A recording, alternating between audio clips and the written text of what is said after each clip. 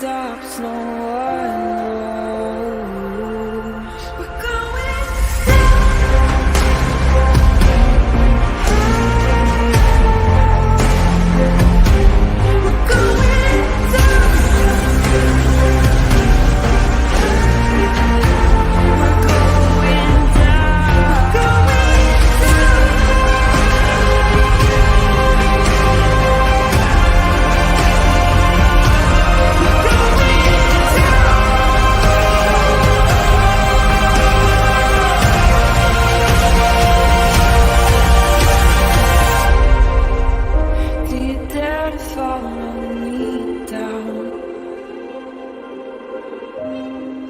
head into the unknown. Na, na, na, na, na, na, na.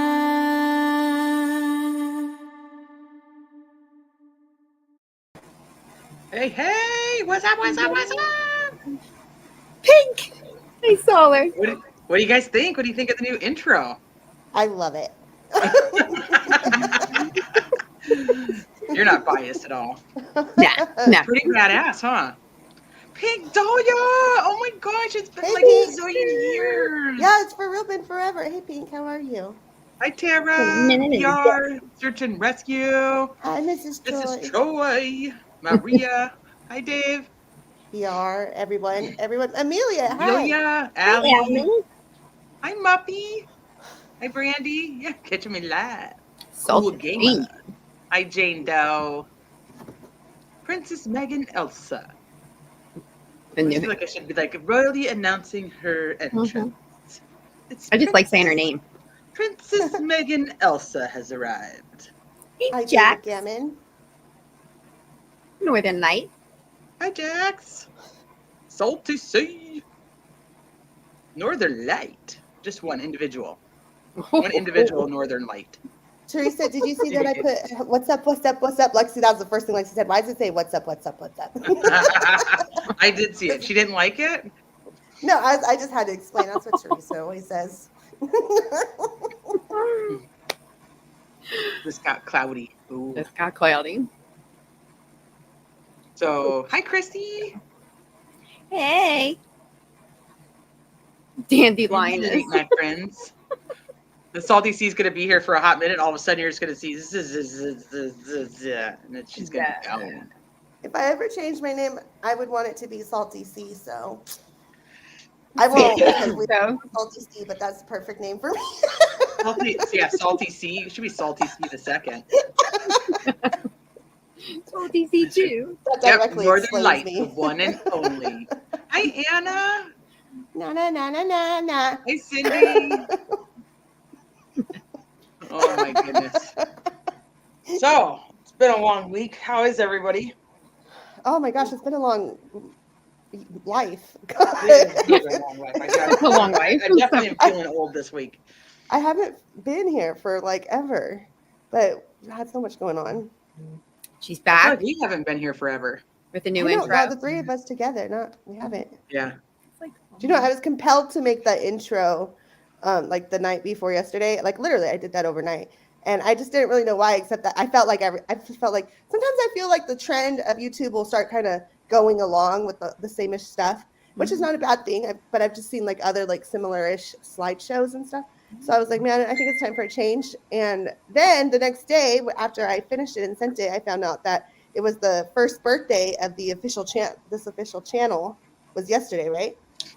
Yeah, I officially created the channel yesterday, a year ago yesterday.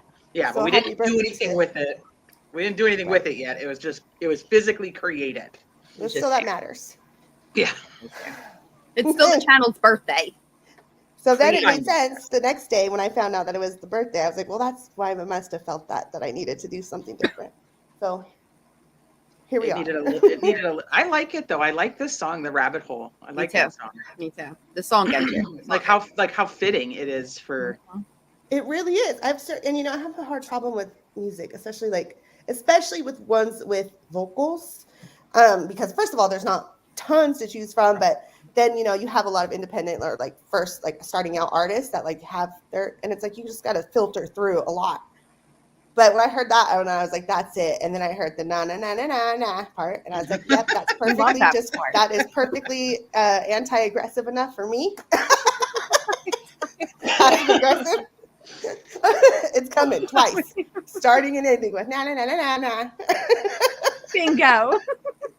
That's a bingo. That's a bingo. I love that. I like the pic with all the girls, and you can see like the back of all the girls. That's my fave. I like looking at the little details that she does, and then you could see like who's who and why she put that there, and I don't know. I feel like it didn't like stray it too far from like our established brand, because I do still have part of the old stuff in there. So I'm pleased with the outcome. Very pleased. I like it's more pinkier tone because I noticed a lot of purple brick walls going on these days. In the YouTube world. But I like it. Purple's kind of taken over. Yeah. It's refreshing. I like the pink with the black. I like how it goes into that pretty green blue color. Our girl gang. Yeah. We have the best girl gang queen. ever. Y'all are welcome in our girl gang, mostly. So tonight we're talking about Salty, thank you. What did she say? What did she say? I missed it.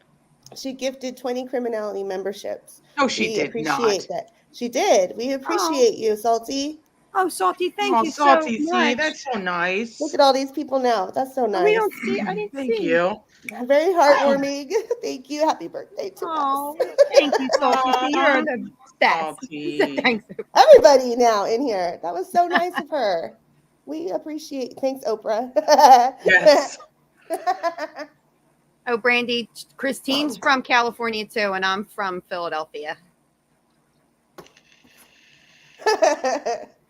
We make her stay up all night and hang out with us. It's still like dinner time here. And she's like, okay, it's time for bed. And we're like, hell no, we're just getting started. I know. I'm in my second dream already. Well, I had a meeting. So you guys know I've been working. I have a few different like clients that I work with, but I've been working really hard. And mostly why I've not been here is because we've been launching a new website and an app, and for a store that I help with, that I'm a brand manager. So it's been a big project, and the meetings that we'll have with the developers, they're in India, so they're 13 hours ahead of me, and I always feel so bad because we'll schedule the meetings for like 10 a.m. Pacific Standard Time, and it's 13 hours late, so it's like 2 a.m. there. It's like super late, and I always feel so bad for them, but they're a good team. They do it on your time, or you do it on their time? They'll do it on my time, and those are usually like the bigger meetings because other people are involved. But a lot of time I'll be up late at night when it's their daytime working on it. So. Oh, gotcha. Well, hi Rose Petal and hi Marshall, and yes, congrats to the new members. It's so nice, Salty. She does it because she's like, I'm gonna fall asleep, and then Teresa's gonna be like, where'd Salty go? And she's gonna be hitting the sack. That's very nice. Thank you so very much. Okay, so tonight we're talking about the case of Thomas Valva. I think we talked to you guys a little bit about it last week, like letting you know we were going to be talking about it this week. So Michelle has like poured her heart and soul into this, so she's going to actually be doing most of the whole presentation. It's hers. She's done it. So all the cool stuff you see, you tell her thank you. Hi, Britt. Oh, hey, Britt. Hey, Britt. Hi, Shauna. So I'll let her kind of give you the backstory since she's the one that's been doing all of it. Yeah, all the good fun stuff. Well, so I'm not sure if anybody's familiar with this case or not, but dad and stepmom just went to trial. Well, the dad just went to trial. I'm sorry. Last week, he was found guilty of second-degree murder. Wish I could say I'm a little bit happier about that, but I kind of wish it was up a little bit more. We're hoping that mom's new evidence will come in and they can hit stepmom with the charges that sadly dad should have been fully hit with, but that's the goal. Thomas Valva was an 8-year-old little boy. He's from New York. He has 2 brothers named Anthony and Andrew. One's older. Michelle, tell me when you want me to switch your slides. Okay, sorry to interrupt. Oh, you. yeah. I'm sorry. Just let me know when it's time to switch a slide. Okay.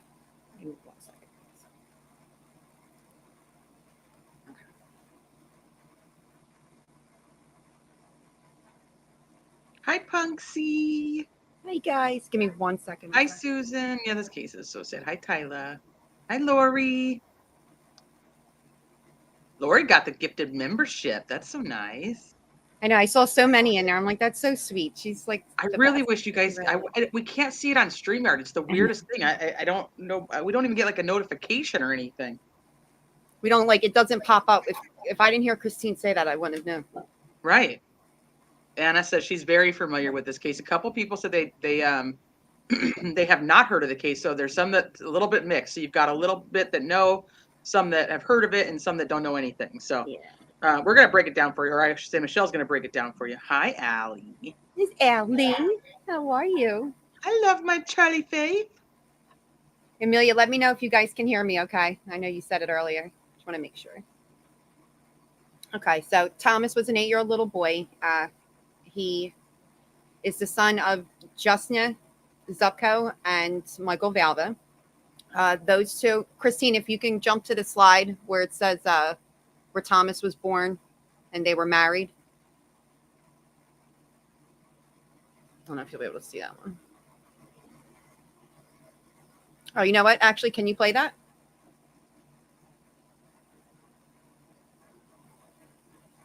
Yes. Sorry, I was unmuting myself. Okay. Okay, baby. There's a lot of audio to this. So this is just a little video of Tommy talking to his mom. A heart? What heart? What kind of heart? V. Nice. That's how you make a heart. Okay. And who's gonna be for? I am. Mommy, help me. Yes. Help me, please. What? Well, what color is the heart? Red. Nice. Let me see. I'm gonna draw 10 hearts. Okay. Okay, Chris, you could stop it, babe, if you want. He's cute. He is. So that's Thomas. He has 2 brothers, one older, one younger, Anthony and Andrew. Thomas and Anthony are both diagnosed with autism. Oh, sorry. No, you're okay. It's just I have them like going like so fast too. I probably should have made them a little slower. So him and his older brother have they're on the very, very low form of the autism spectrum, and his other brother they had him tested multiple times, but he never showed any signs of any sort of any, So in 2004, his mom and dad marry. Around 2014, marriage starts having a little bit of problems, and dad, Michael, starts seeing Angela Polina. Should I go forward, Michelle? Yeah, you can go for it. I'm so not used to this. I'm just talking. I forget. It's okay. I just don't know like what the layout of the slides is, so I don't want to like go too far or not. Yeah, you can keep going. It's going over like autism. I can tell right now you put a ton of work into this presentation.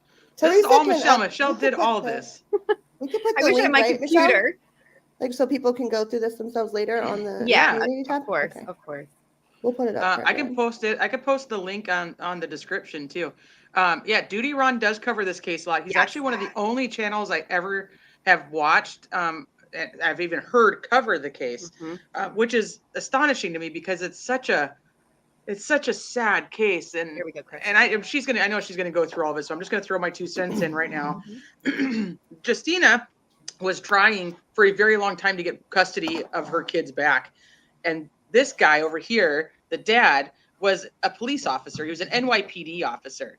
So basically anything he said was gold. It's atrocious. So I don't know how this didn't get a ton of momentum as it was going on. And as especially the trial just happened, they didn't televise the trial. I feel like if they had, then more people would know the details, and not the details are absolutely ridiculous. And I know she's going to get there, so I'm not going to wreck any of that, but it's just like, it's extremely sad. This man is a flippin' monster. His wife, also a monster. She has not gone to trial yet. But all because this guy's a cop, he was able to get away with whatever the hell he wanted to get away with. And she fought. Where was she from? Oh, she's from Poland. You have that on there. Yeah. So she didn't have a freaking chance in hell to be able to Like when it was nuts. And I mean, and I'm sure you probably have all her videos and stuff in here too, but she will break your heart, this woman. She will. She's a fighter, man. She is a fighter like I've never seen. And we do a lot of these kid cases, and their parents do some. I've never watched a mother fight so hard and be so loud and not be heard at all. Right. And we're gonna see why very soon. Okay. Okay, you keep going. I'm sorry, I had to throw in my 2 cents right there. Thank you. Do I stay on this slide? Yeah, you can stay there. The sad part is I don't even know what's next. I need example slide in front of me. That's so sad. You can pull it up on your phone. You put it in the messenger. You can pull it up on your phone while you're doing it. You're right. I can. Hold on. Hi, LFT. Hi, Susan. I think hi, Dina. Called tabs. Hi, sweet Melissa. I don't know if I missed anybody. If I missed you guys popping in here, I'm really sorry. I've been trying to like highlight and say hi to everybody. Hey, LFT. LFT.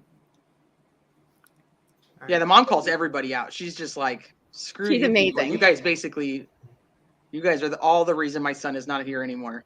Yep. And she's right. Okay. So, all right, Christine, I'm on the same slide as you. We're good. Okay. Hi, Search and Rescue Canine Mom and everybody. Okay. So I'll go back to the last child. 2013, Andrew's born. By 2014, the marriage is super, super rocky. I mean, Joshna is trying her hardest, and he is just out doing whatever the hell he wants, literally. He meets Christine. Go over 2 slides, babe, please. Go to number 12. Okay. So in 2014, he starts having an affair with a woman named Angela Polina. Wait. This is this gem right in front of us. And this one? Oh, wait, I'm not even looking at the screen. Sorry, guys. I'm sorry. No, it's me. It's me. One more over, babe. One more. Other way. This way? No, other way. I didn't see where you were. This is going to be like the blind leading the blind. Like, just stay there. Right there. We're getting there, guys. I promise. All right. So in 2014, Michael has his little affair with our little gem here, Angelina. She looks like a bird. Hey, Seth, how are you? Other way, right, Pink Dahlia? The other way. Okay, one more over. She has how many kids of her own? She has 3 girls. She has a set of twins and a daughter underneath her, the set of twins. At this time, though, they are not living together. Fast forward 6 months. Joshna goes and files a police report. And in return, Mike files for divorce. So now we're in 2015. Christine, you can go one over.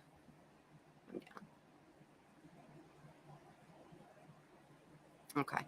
So 2015, divorce happens. Initially, Justin is granted full custody of all 3 boys. Justin, from the beginning, had felt like there was something very, very off about Michael. Very, very off. And the boys were coming back with like little indications of just odd things happening over there, but they weren't saying too much. So Joshna takes her pictures and she takes a couple of the statements from the boys. She takes them to a doctor just to get an overall evaluation. She presented everything that she had to the very first judge that they had, and that judge granted full custody to Joshna prior to the full divorce. Things get a little tricky after this.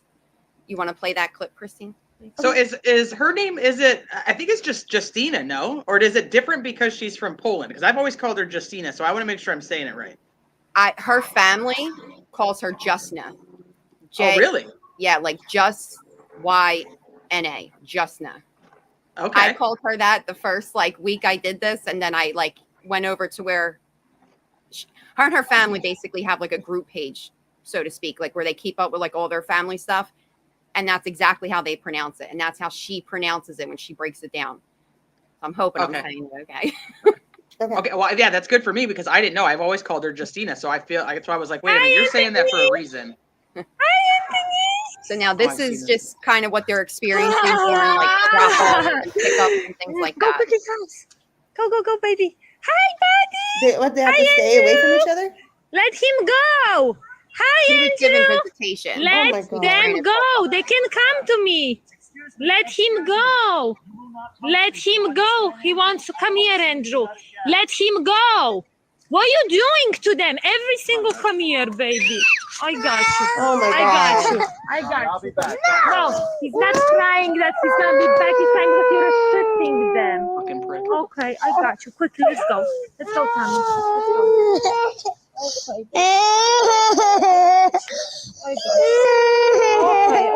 Okay.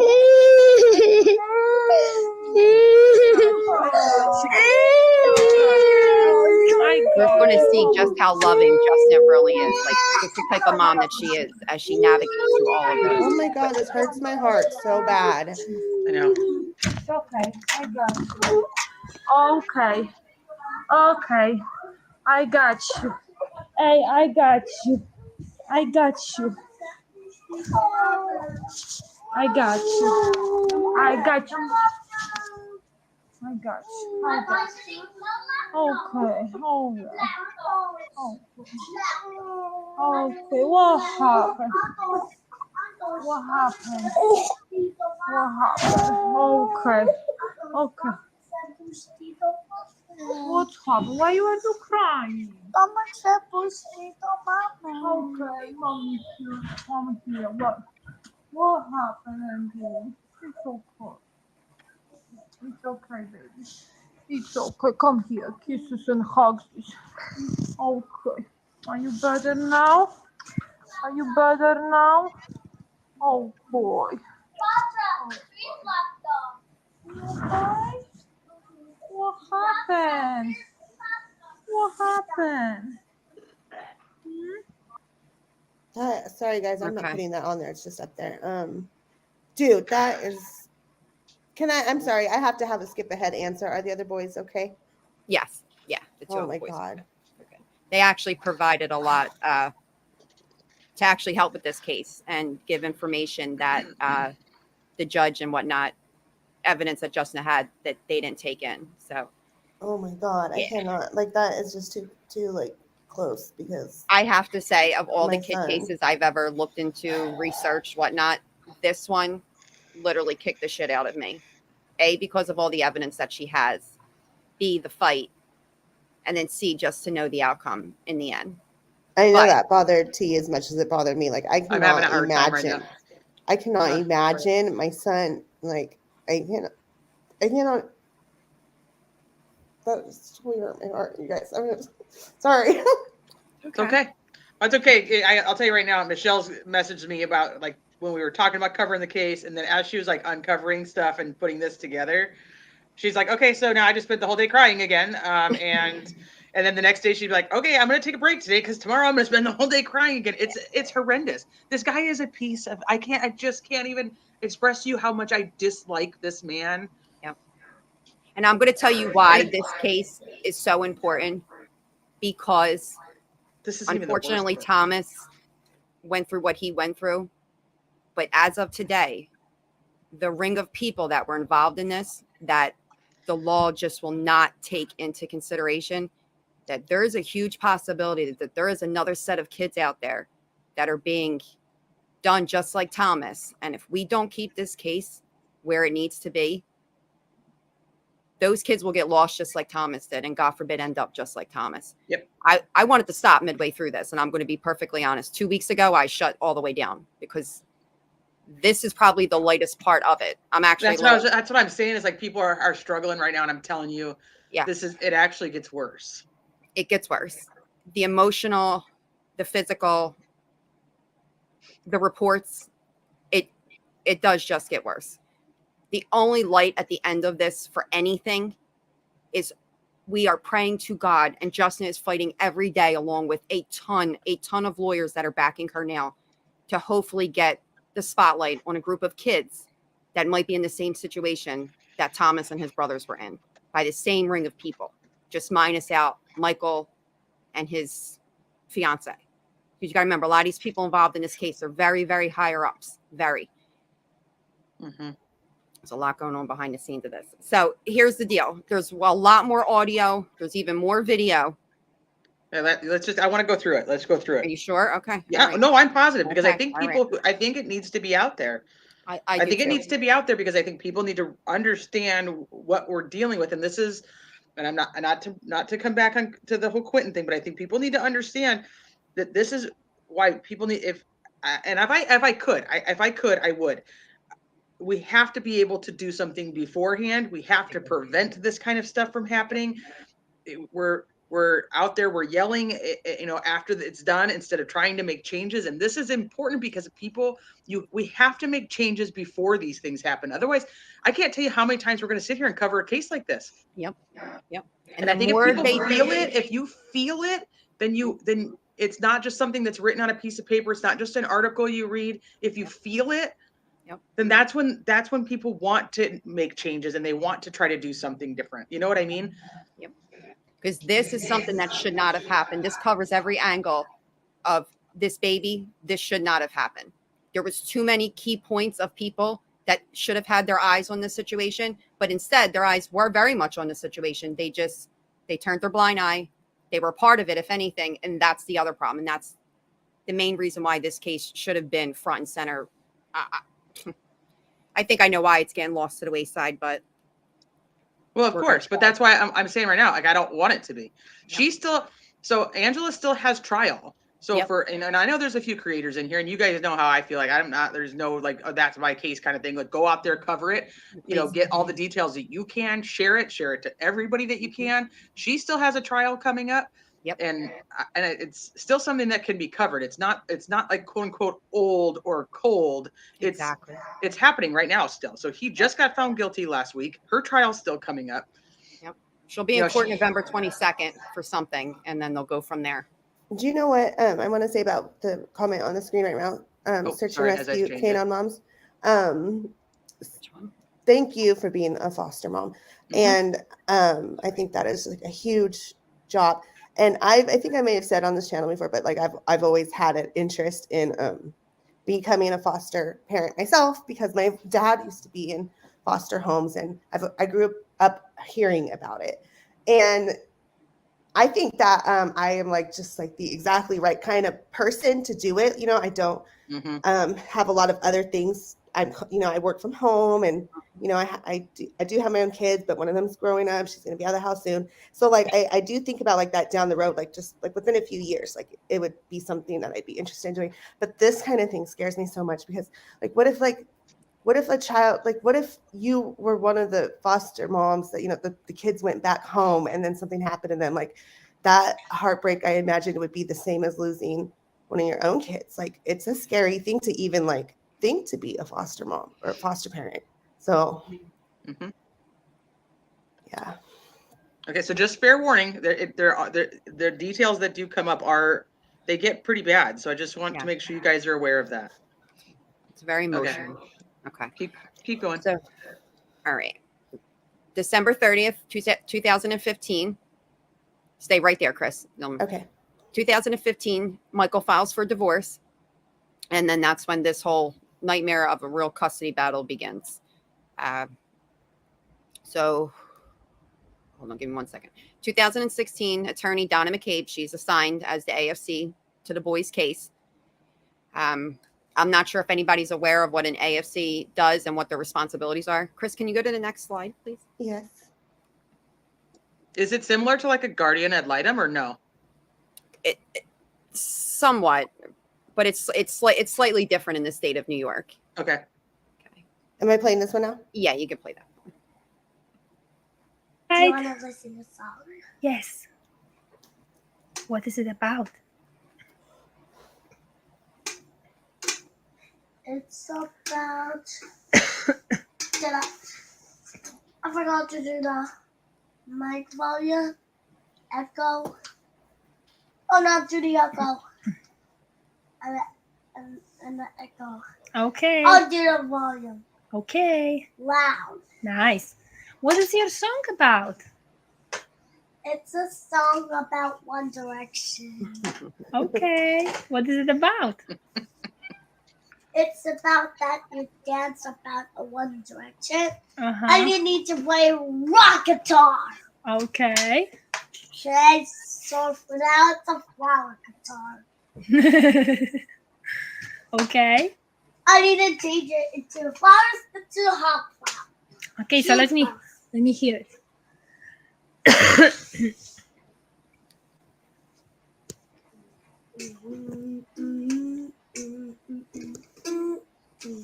That's how sweet he is.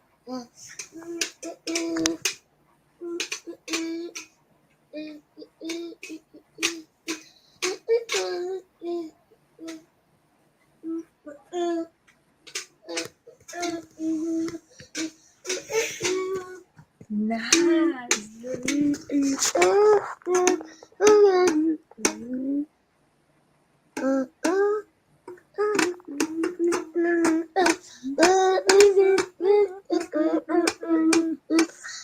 Just use the words.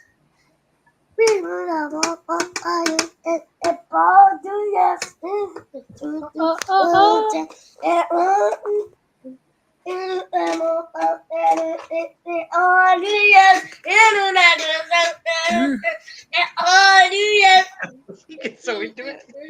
I want to tell you don't know. You don't want me beautiful. That's what makes you beautiful. That baby. That's a bingo. That's a bingo. That's a bingo right there. I just wanted you guys to see a little bit of Tommy, because you're going to hear some things later on that the father and the stepmother say that he is and does and whatnot because of him being autistic. And I just wanted you guys to see a little piece of him and how he interacts with his mom, because a lot of these allegations that come up later are against Justina and how she does not love those boys. So just want you to see a little bit of that. So let's go to July 30th, 2016. Justina brings the kids back to the clinic to get another health assessment for the sexual abuse. Now, mind you, this is the second one. She wanted to get everything documented on paperwork. They took a specimen sample of some sort, and she filed another police report, and she was told that that specimen could not be tested or anything because it would cost too much. So let's go to late 2016. Judge Zimmerman picks up the case. Chris, go down a couple until you get to the judge. Okay, that's fine, baby. How far? You go over one more. One more. One more. Why on my end is it not doing that? Hold on, guys. I'm sorry. Okay. So as Judge Zimmerman picks up the case, she wants a bunch of different things from Justin. Am I in the right place? Yeah, you could stay there. It's okay. Okay. She wants Justin to do quite a few different things. She wants her to get another assessment of the kids. She wants the kids to be seen by psychiatrists, all these different things. Justin is fine with that. The only thing that Justin wanted was to make sure that it was all recorded so that it could not be manipulated. And because the kids are autistic, she just wanted to make sure behind the scenes her boys would not be manipulated, and because they were going through this crazy custody battle. So Judge Zimmerman has a huge issue with that, and Justin just fights it tooth and nail for the next few months. So we get to October. Did it ever come out? And yeah, maybe I'm jumping ahead, but did it come out that he was, or there was SA? Yeah, but the evidence that she has, they didn't take into any. The custodial judge didn't take it in. Then when she filed her police reports, law enforcement didn't take it in. So even as of to that trial, he was not charged for essaying them. He was only charged for the murder. Okay. Oh, please don't get me started with that. I'll literally shake with that one. But, okay, so October. Oh, wait, hold on.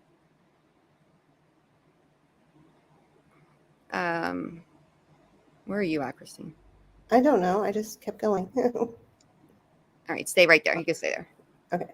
So Mike proposes to Angela in October 2016. She has 3 daughters. They all move in together with Mike. Mike at this point only has visitation. June 2017, Judge Zimmerman pretty much forces Justina to hire a lawyer named Mark Green. And Mark Green happens to work in the same building right next to the same firm as the boys' lawyer, Donna McCabe. Now, I keep talking about a ring of people that I feel are involved in, to this day, some things with some kids. These are the names I want you guys to remember, because these are the names that we believe are still part of this ring today. Justina tries to fight tooth and nail. She does not want to take this lawyer. Motion after motion is filed. Now Justina's back in court. Donna is completely advocating for Michael.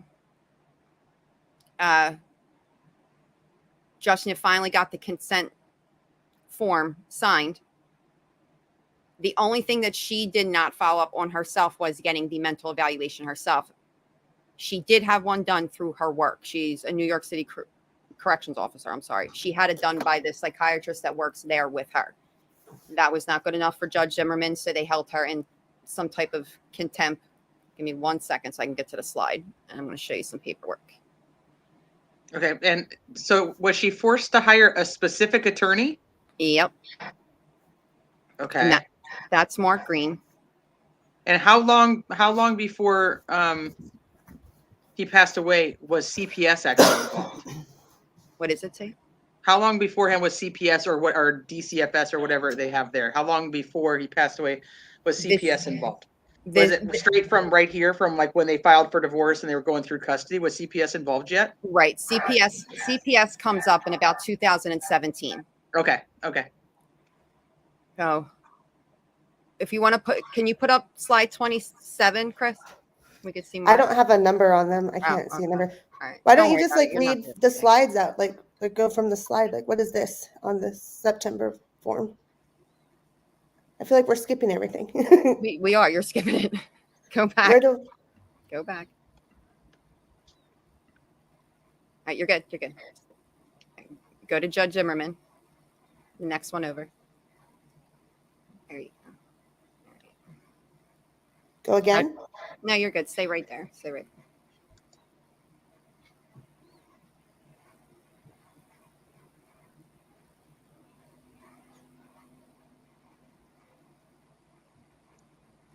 All right. I'm sorry. I'm just trying to line mine up with yours, and I can't. All right. You can go to the next one over, Chris. There's the consent form I was talking about to have the boys seen by Dr. Ferraro that Judge Zimmerman wanted. You can go to the next one over. The rest of the evaluation form. And next one over. Here's the engagement of Michael and Angela. Wait, can I ask a question about this form we just looked at? It's like saying right here, what does it say? Oh, she's like explaining stuff right here. So it's it says that Dr. Ferraro was verbally rejected. Videotaping vote. What is all this? Keeps brainwashing the children. Plaintiff and the woman whom he lives with, Angela Polina, keep brainwashing the children and teaching them hatred towards their mother. Evidence in court in the form of voice recordings and other evidence in my possession. Plaintiff has to have supervised visitation. The children need therapy in order to freely express their feelings. Plaintiff is even forbidding the children to tell me after his visitations that they love me and miss me. What? Mm-hmm. He is threatening the children, holds them up in the car when he parks far away from the marital residence. That's the and video. Together with Angela Polina, they do not want to allow the children to come to me for a long time. They both are enormously harming the children in their development. Dang, there's a lot of info in these slides. People will it all comes back around again. You'll see, because those reports end up matching the other evaluated reports, and then the boys writing therapy. Okay. I just wanted to show it that because that's part of her evidence. She submits all of that. That was just part of the consent form and the evaluation altogether. That was Okay. given to Judge Zimmerman that day. So now we're in 2016, and he's proposing to Angela, who's got her 3 girls. Right. Now we're going to go to next one over. Now, this is the motion that. Okay. Yeah, Chris, you go to next one over. That's where she forces her to hire a certain attorney. And that's him right there, Mark Green. So now Mark Green is Justina's attorney, or Justina? Yeah. For Justina. Yep. Yeah. Okay. And she's going to be Justina to me. That's what I've called her for years. So. Okay. So now here's the leaked email. Okay, 2 months. It's quoted 2 months before the unlawful removal of her children. Shana Curdy, which is Michael's divorce lawyer, she sends this email to the mortgage company of his new home. And it says,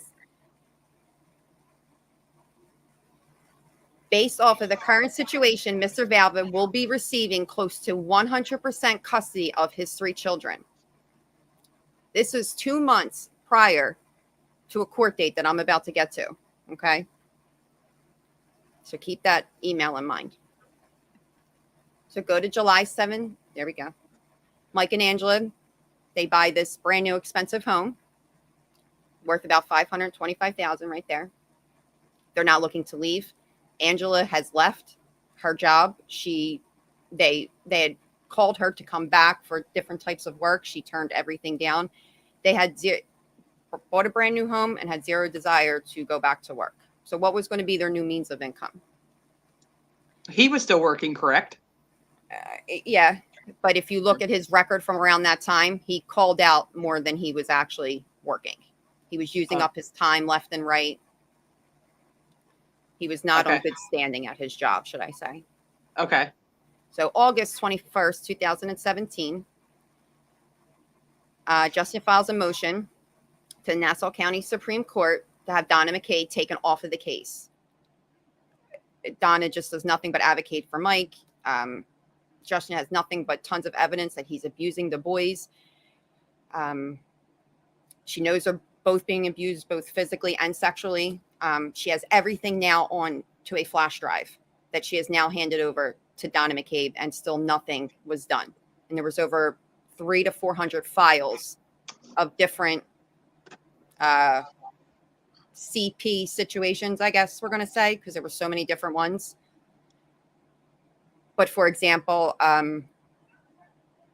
Michael would be taking pictures of his private parts or even the boys' private parts and sending them to other women as he was either bathing the boys, putting them down for bed, things like that. What do you mean other women other than Angela? Uh-huh. Angela was his, that was his main, but he had multiple women on the side. He always did. He did when he was with Justina. He was with it. He was like that with the relationship prior to Justina. It's just, I guess, how Michael is. A little weird. Yeah. Okay. So now we get to September 6th, the custody hearing. And so here, I want to just clarify for a couple people in case they aren't aware. The 2 older boys are the ones that are on the spectrum. Yeah. The younger one was not diagnosed on the spectrum. So the older 2 are the ones who take the brunt of the abuse. The little one does not. Yep. So Michelle's going to end up referring to 2 a lot as she talks about it. But just know that's because the 2 boys are the ones who take most of it. Right. So not forgetting the 3rd one. He's just, for whatever reason, they don't include him in what they're doing. He tends to listen a little bit more. The boys had a lot of bathroom issues and things like that. It was made to look like it was because they were autistic, even though they were fully potty trained. We're going to find out later why this was happening. We also know we know from covering other cases exactly why some little kids will wet the bed and have accidents. Exactly. And so it's it Anthony can be and from Thomas. Abuse and SA, both of those can lead to bedwetting and other issues like that. And these sickos just went all the way there with it. So Okay, so we're at September 6, 2017. This day, I don't know how Justin got through this day. I don't know how this day happened because this is disgusting. This was supposed to be a custody hearing just to work out a schedule for the kids. That was it. Either attorneys were briefed on this at all. They had no clue supposedly what was going on. So basically on this day, full custody is awarded to Mike with no evidence as to why. Only using that evaluation and the fact that she did not get evaluated through Judge Zimmerman's doctors and things like that. 1 second. So Donna McCade is also at this meeting along with Miss Curdy. And McCade completely goes against Justin as usual. She pushed to have custody changed. She said Mike didn't have enough time with the boys.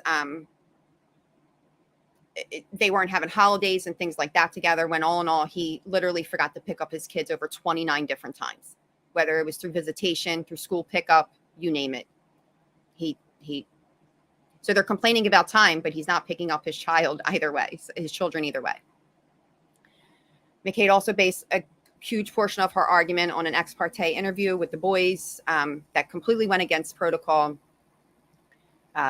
Justin in paperwork already had it that all meetings, evaluations, counseling sessions, things like that with her boys would all be recorded. None of these were recorded, not one. So basically on that day, a temporary full stay away order was issued to Justin on that day with the possibility of a revision in 6 months. This order was never recorded. You will not find it on any court transcript anywhere, any court library, you name it. Chasing Truth has looked for it. I think everyone has looked for it. It is not documented anywhere. 1 second. So the kids were basically taken from her that evening, and that was the last time that she ever saw Tommy. In 2017. Yep. Chris, can you go to that next clip? Hi, Delana. Hi, babe. There we go. And then can you play that one? Yes. New questions after police say an 8-year-old boy died when his father made him spend the night in a freezing garage. Did authorities ignore warning signs that the child was in danger? Good evening. I'm Christine Johnson. I'm Maurice Dubois. Welcome back to CBS 2 News, now streaming on CBSN New York. CBS 2 is keeping the spotlight on what happened to Thomas Valva, his father, now charged with murder. And tonight, in an exclusive report, we have uncovered how the boy's mother lost custody in court and what officials are now doing to prevent future abuses. CBS 2's Jennifer McLogan investigates from Long Island. Blue ribbons adorn Main Street in Center Moriches, where a community has come together with love and support for victim 8-year-old Thomas Valva and his legacy, prompting change. Royal blue, the symbol used in the National Awareness Campaign for child abuse and for autism. We are committed to getting to the bottom of the facts of this case and what happened, and to help improve the system so it never happens again. Thomas's father, NYPD officer Michael Valva, allegedly beat Thomas, made him sleep in his Center Moriches frigid garage where the child died. Valva and his fiancée Angela Polina were charged with murder. We're told since then 65 Suffolk Child Protective Services caseworkers have been in group counseling. The administrator of CPS says it's tough to take action. If the parents say no and the school district is not the reporting party of the concern, we are unable to obtain the records from the school. Social services leaders say publicly for the first time that changes were made the day after Thomas's death. Supervisors must now make a deep dive into any case with more than 4 allegations of child abuse and neglect. The state's child abuse hotline got 17 emergency calls against Valva and Polina, all explained away and dismissed. Court records reveal exchanges between Mother Justina and a judge during bitter hearings involving custody of all 3 of her sons, Tommy, Andrew, and Anthony. Mother: my children are coming soaked in urine. Anthony is sleeping in the garage. His hands and feet are bright red, Your Honor. He's not getting any food. Judge: Ms. Valva, move along. I can't remember everything you are saying because you're saying so much. Mother, Your Honor, the CPS is not doing the job because they are closing the reports the next day. The judge denied the mother's motion to return the children to her. Mother, why? On what basis? The children's life is in danger, Your Honor. Judge, because I said so. Attorney Thomas Liotti lodged a formal misconduct complaint against the judges who are elected, not appointed, in the Valva case. The New York State Commission on Judicial Conduct's 11-member panel will decide the judge's fate. They do not deserve to be judges of any kind, and they should be removed immediately. Once the Judicial Conduct Commission receives and reviews a complaint, a judge can be cleared, suspended, removed, censured, or even resign. In Nassau County, Long Island, Jennifer McLogan, CBS 2 News. And prompted by Thomas's death, the Nassau County Legislature will host a public hearing tonight on its Child Protective Services, safe procedures, and protocols. Yeah, it just gets, as you could see, it Stop goes talking because you're saying so much. I don't know what you're saying. Stop talking because you're just talking too much. And at this hearing, she's holding up that flash drive, the same flash drive that she has given to the school nurse, the same flash drive that she has given to McCabe, Donna McCabe, the boy's lawyer, the same flash drive she has given Mark Green, and now the same flash drive that she is trying to give to this judge that will not even take it into evidence, as he's shutting her down at everything That's she's saying. She's getting shut down, completely shut down. I have two questions. A forward question: Did something happen with this judge afterwards, or is he still judge? Oh, they're still judges. Oh my gosh, that's why this is a big problem. A big problem. Was McCade like a guardian? Did you already answer this? Was that like a guardian ad litem, or was that like? It's close in New York. It's kind of they work hand in hand. But when they go like through neutral party. It's supposed to be. Oh my gosh. She's technically she's just supposed to be the attorney for the boys, and she just seems to be the attorney for Michael. Jeez. Okay. Sorry. No. So on this day, the kids get taken from her completely, and she's given a temporary full stay away order. Like, could you imagine walking out of the courtroom on that day because the heartbreak that she's endured. And all she does is continue to fight and fight and fight. She's not from here. She's from Poland. She has no family here. Mm-hmm. She was doing this on her own with the hopes of Michael's family being there. And that's just not what happened. Mm-hmm. Okay, so now we go to September 20th, 2017. Judge Zimmerman does make a modification to this full temporary stay away order. And Justin is allowed to have unsupervised visits, but the order conditions such as place of living and school and all that good stuff still stay in effect. Again, no record or transcript of this order to be found anywhere. She was the matrimonial. Curious cat asked, why was the judge acting this way? And I don't know if there's actually been an answer for that. There's a lot of assumptions, and I think the biggest assumption was because Michael was an NYPD officer. And this, she was here from Poland, and she has a very strong accent. And I don't know if you have any of her clips like that will play, but she does. She has a strong accent. I think that they favored Michael, and the fact that Michael and Angela, had bought this nice house, and she had 3 daughters, and he had 3 boys. It was very Brady Bunchy, and they just thought that she was jealous and crazy. And he was some good guy. The judge is Judge Zimmerman. Yep, Judge Hope Zimmerman. It's a female judge. Yeah, Donna McCabe, female. Yeah, it's a female judge. Mm-hmm. That's another thing to take into consideration here. This is a female. Yep. It's very odd too, because the male judge that she had prior was the one who gave her full custody because just found Michael very, very inappropriate. It's when she came across and Judge Zimmerman was assigned to the case. You're going to see her first name is Hope, right? Hope Zimmerman. Yep. It's scary. Some of these people are still in their positions. They know they can get away with this. And Tommy is not the only boy that this is happening to. Tommy just happens to be, sadly, the only boy that we know of lost his life due to it. Because I can't even say it. Oh my goodness. So what you were just saying about this order, where it says that she can have unsupervised visits, there's no court paperwork that actually says this. Is that what you were saying? There's no transcript anywhere of the custody hearing and then the modification hearing and or that stay away order. Huh. Not one.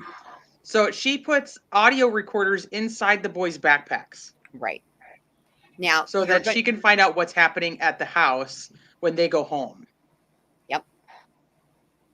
So basically, like T said, she have those recorders. Yep. She puts them in the book bags, and here's what you're going to hear. Okay. All right. Chris, go to the next one, babe. What pops up? Oh. Can we play the audios or no? Yeah. Hold on 1 second. Hold on. Okay. Hi, Jeanette.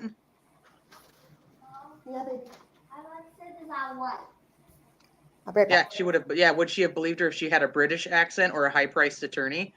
Exactly. See, it's ridiculous. Like this, they just didn't care what she had to say. Nope. It was just whatever she said was basically irrelevant. It didn't matter to them. Just give me 1 second, guys, because I got to pull it up from her Twitter.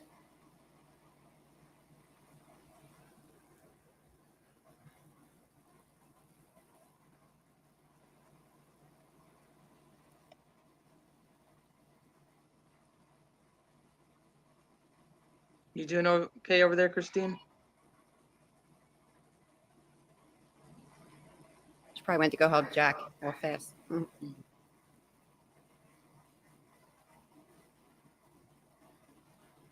I'm sorry, guys. Give me 1 second. No, you're good. Sorry, I was plugging in the high pad. You guys, my son, every time my son's new thing is when somebody does something right, he goes, "That's a bingo." That's a bingo. That's a bingo. That's a bingo.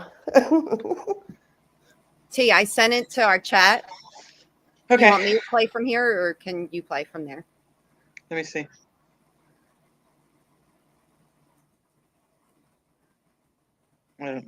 Somebody else is going to have to just sign me out of my Facebook for whatever reason. Hold on. Let me see. Can I play it on my phone to my speakers? Yeah. Or Otherwise, I have to take my screen off. I can do it.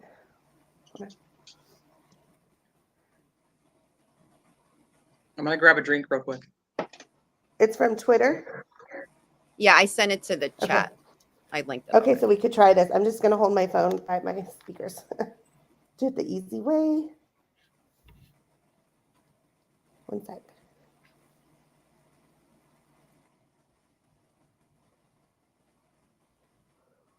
Now, guys, there is about 4 or 5 of them. Okay.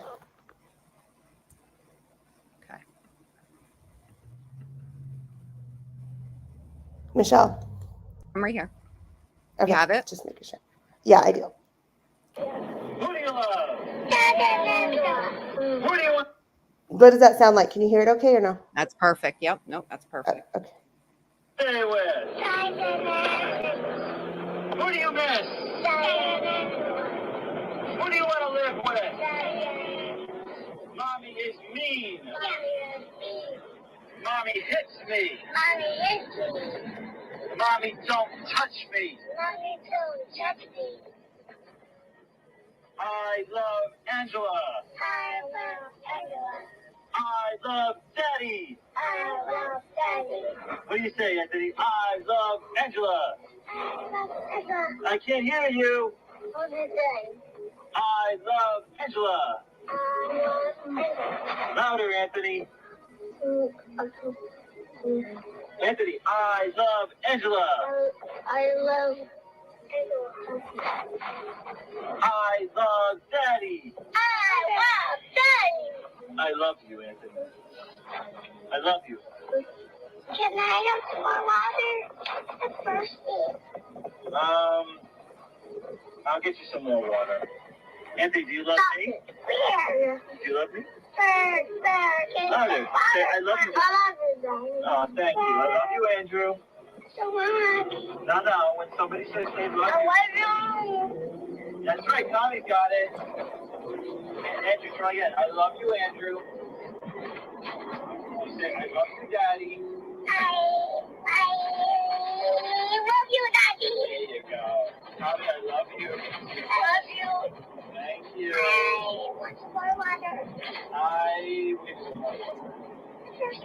I know. So you can water? I'm going to give you some water. Give him some water. Can you get water, Daddy? I will get you some water. Can you get water? I will get you some water.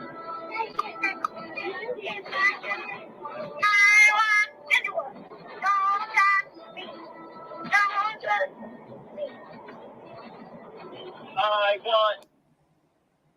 Oh my God. He just wanted some water. Yep.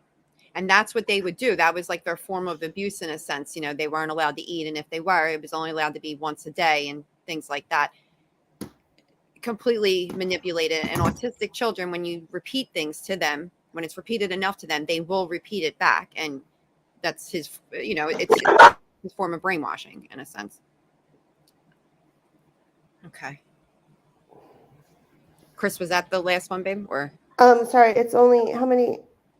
It's only that one on this link. Oh wait, sorry, I didn't look at the Oh, you're message. okay. Hold on. One. Oh, okay, sorry. Yes, there's another one. Sorry. You're okay.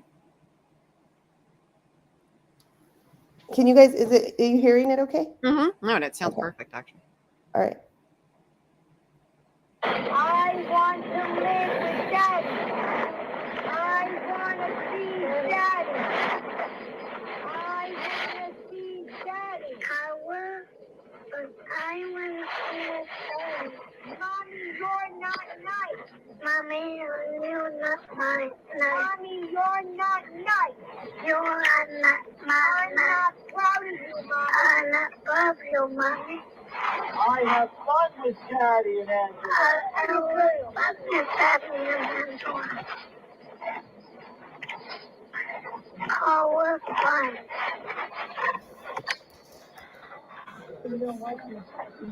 Yeah. I want to live with Daddy. I want to see Daddy. I want to see Daddy. I want to see Daddy. Mommy, you're not nice. Mommy, you're not nice. Mommy, you're not nice. You're not nice. I'm not proud of you, Mommy. I'm not proud of you, Mommy. I have fun with Daddy and Andrew. I will fun with Daddy and Andrew. Oh, we're fun. Yeah. I want to live with Daddy. I want to see Daddy. I want to see Daddy. Sorry. I think that one started repeating. You guys got to excuse me for a second because my son is asking to speak to me. So I'll be back. Okay. Okay. So. Was she playing him up or was she playing him down? I think she was going down, but that's probably one of the last. If anything, there's one left, maybe. Let me see.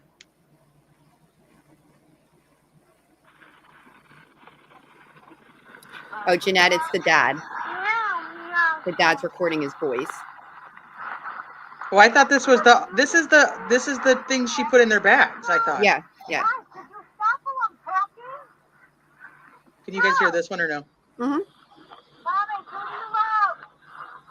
No, I can't. Oh, Mommy.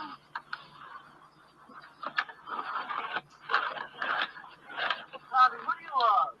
No, my son. Mommy home. Oh, mommy home. See that? Andrew, who do you love? Anthony. Who loves you, Anthony? Anthony. Now that's Angela. Who loves you? Who loves you, Anthony? Daddy and... Daddy. Who else?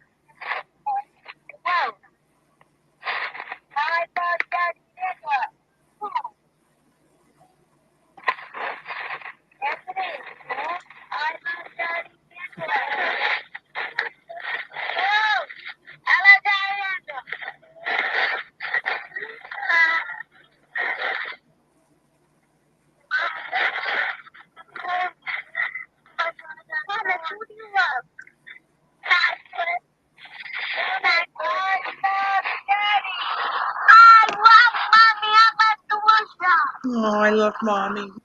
Mm-hmm. Their love for their mother, no matter what he does. I so love mommy. Love it. Love it. Love it.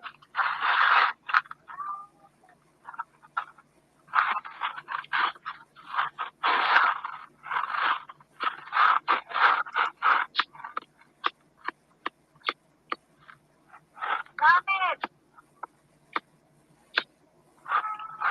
I love daddy.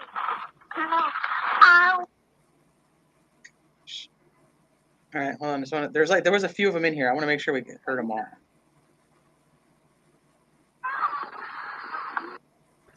I'm back. I only did the top 2. Okay, let me go back.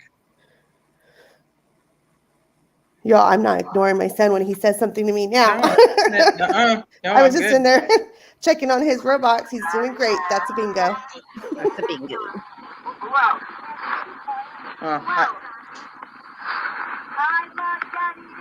I think I did that one. Let me see this one.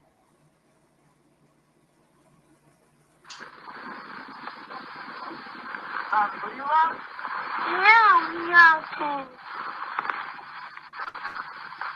What did you say to me? Why? Could you stop while I'm talking? No, that's the one I did. Okay, all right. So, as you can hear, all the tons of brainwashing and fun stuff, and then you even hear Angela get in on it, and then there's even certain parts of the last one it's hard to hear. But you can even hear Angela's girls, her daughters, get in on it.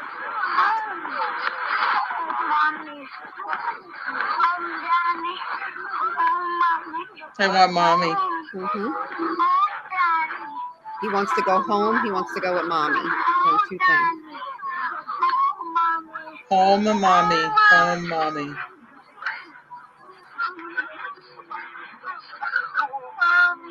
Mommy.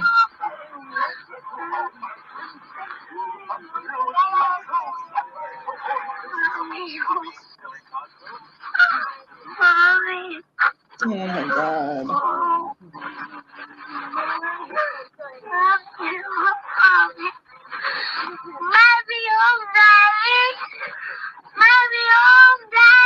Mommy's home. Mommy home. He's approaching. They're approaching Justin's house. He knows he's about to see her. Right. Mommy, what?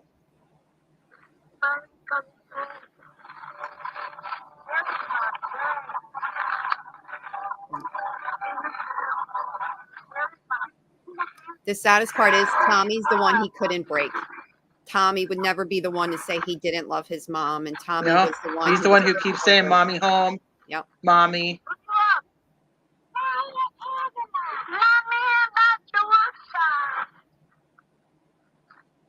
And even when they're being forced to say Angela, they barely say it. It's like they would rather take that beating. So. All right. Okay. I'll put all those links in the description too, so you guys can listen to them if you want to. All right. So we get to October 11th of 2017. Judge Zimmerman, even after Jushna gets every consent form signed, does her evaluation that Judge Zimmerman wanted, she ends up vacating Dr. Ferrero from the case. Brings on Dr. Grossman, I believe. And then Mike didn't want to pay for the retainer to get the evaluation. And that, I guess, just went to complete shit because they never followed up on it after that until October 31st of that year. And CPS caseworker Michelle Clark's assigned to the case. She gets a call that Justin is abusing the boys. Of course, no evidence is found that she's abusing them at all.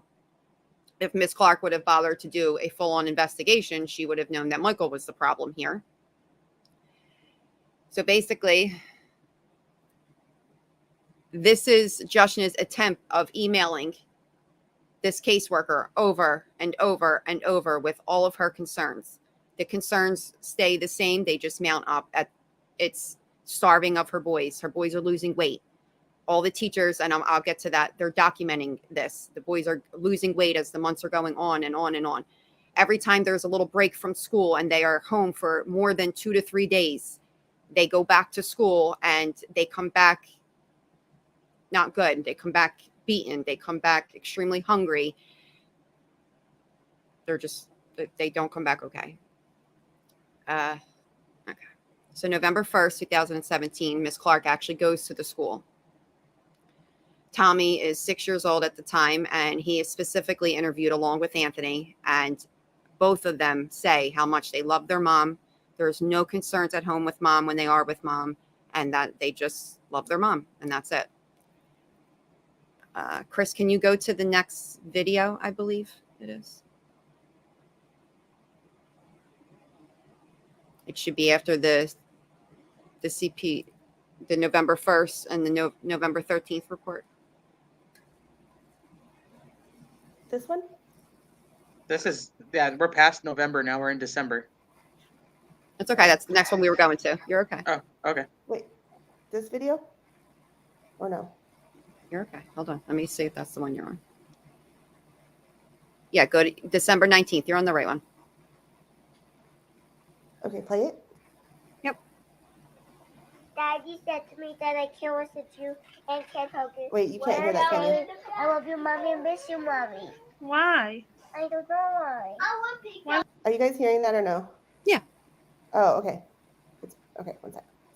Why would he say that? I will. I'm gonna pick the orange one. Ow. Guys. Mommy, Yes, Anthony baby. hurt me. It's okay. You just want to play the ball. Oh, mommy. Guys, you know that's not true, right? Ow. You always can hug mommy, kiss mommy, and tell mommy what? Ow. That you love mommy and miss mommy, right? Right. Yeah. What's gonna happen if you tell me that you love me and miss me and you give me kiss and a hug? What's gonna happen? I don't know what's gonna happen. And then Daddy's gonna put me outside. Okay. And then go to the next one, please. When was this video taken? Because you said that January. she didn't see. Oh, but you said when was the last day that she saw them? What did she? She That saw was last Tommy. time. That was last time she had custody. Was September 6th Oh, of 2017. I got that wrong. I She thought was you getting said that was- visitations. I may have even said it wrong, especially in the beginning of this. Yeah. I was shaken to death. So. So I clarified. So we clarified that. Okay. Mhm. Okay. These ones. Yep, the first one. Hi, Sloot Sloot Mom. Daddy's house. You weren't. You just had a pee-pee accident. That's not a being bad boy. But mommy. What, baby? Daddy was rude. Daddy put us at me. What happened? And then he didn't want me to have breakfast and anything. Didn't want you to have breakfast? No. Andrew, were you hungry? Okay, Andrew. Okay. That's just Mike dropping off the boys. Hi, Anthony! Is this the one we already saw? Yeah, we saw that one already. Okay. Go to the Go next forward. one. Yeah. So now this is when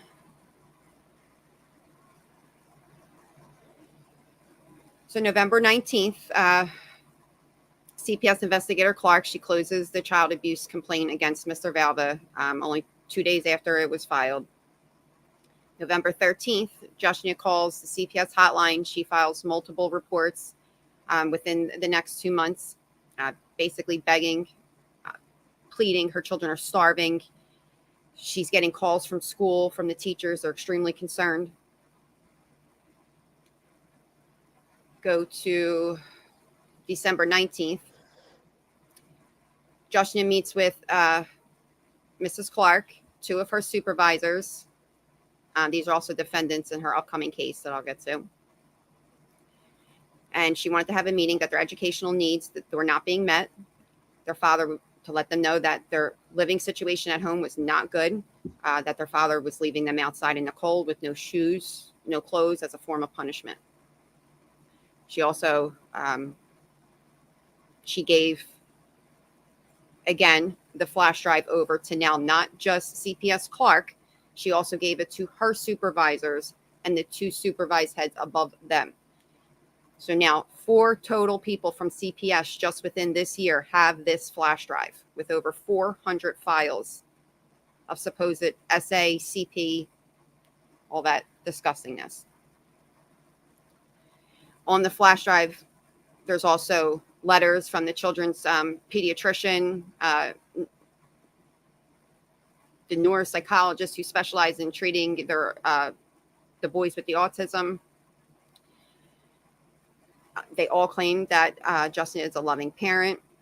She shows no signs that she is in any way, shape, or form impatient or anything with the boys and their autistic needs, anything of that sort.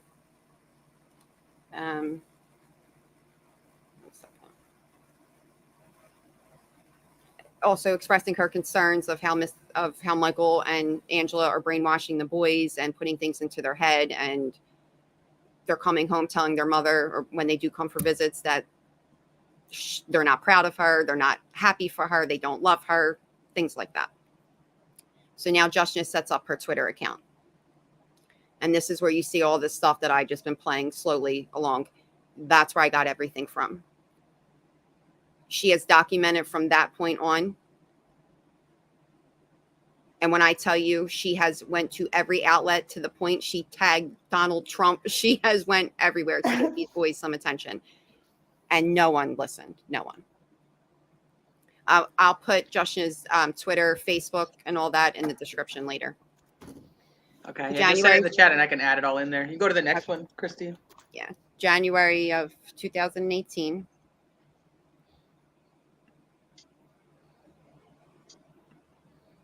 Okay. So 2018. Yep. Okay. So January 2nd, Justin files another child abuse report. Alleged extreme measures of cruel physical, mental, and emotional abuse with her 3 boys inside Michael's home. CPS closed out the report a day later. No investigation done at all. January 13th. Mike's enraged with Thomas, made him lean over the counter, beat his butt. It caused so much pain. 3 days later, Thomas' back was still in pain and suffered back injury due to his beating. January 14th. Mrs. Valva filed a 3rd child abuse report against Mr. Valva after she noticed injuries on Tommy's buttocks, which included I can't even get it out, blood spots, bruises, and broken blood vessels. You're going to see in this month of January how this cycle goes between the boys at home, back to Justin's visitation, back to school, back to that home again, and how the cycle of abuse just goes. So on the 15th, Mike refuses to turn the kids over to Justin, even though they confirmed through text that they would meet, exchange the boys. She called CPS.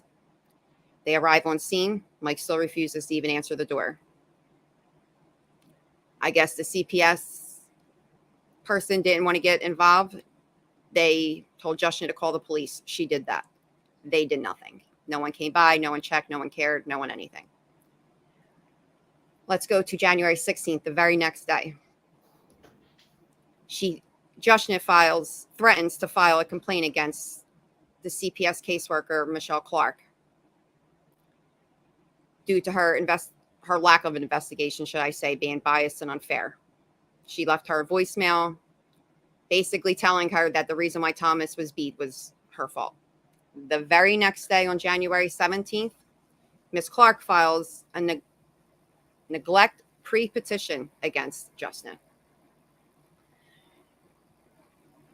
It alleged that CPS filed the neglect petition as,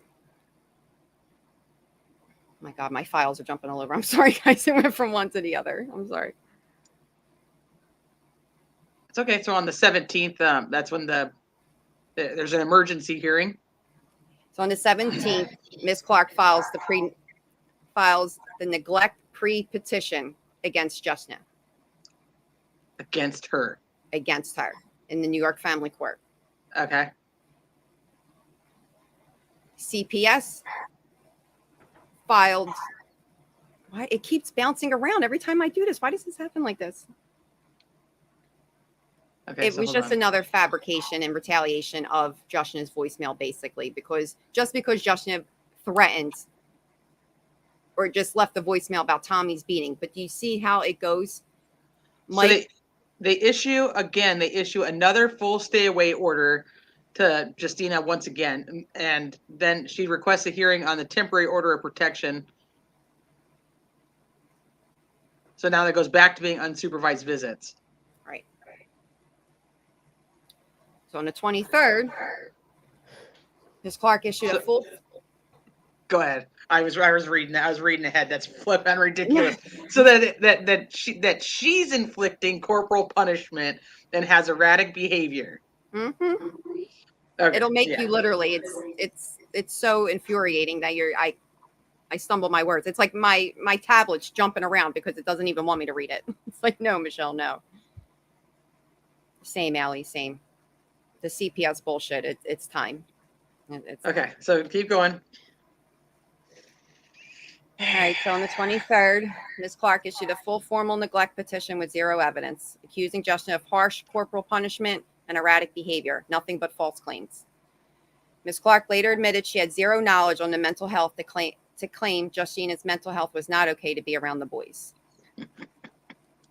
February 2018, CPS removed Ms. Clark from the case and replaced her with Jennifer Lance and Melissa Estrada, supervised by HEAP, which was in that initial meeting a month ago.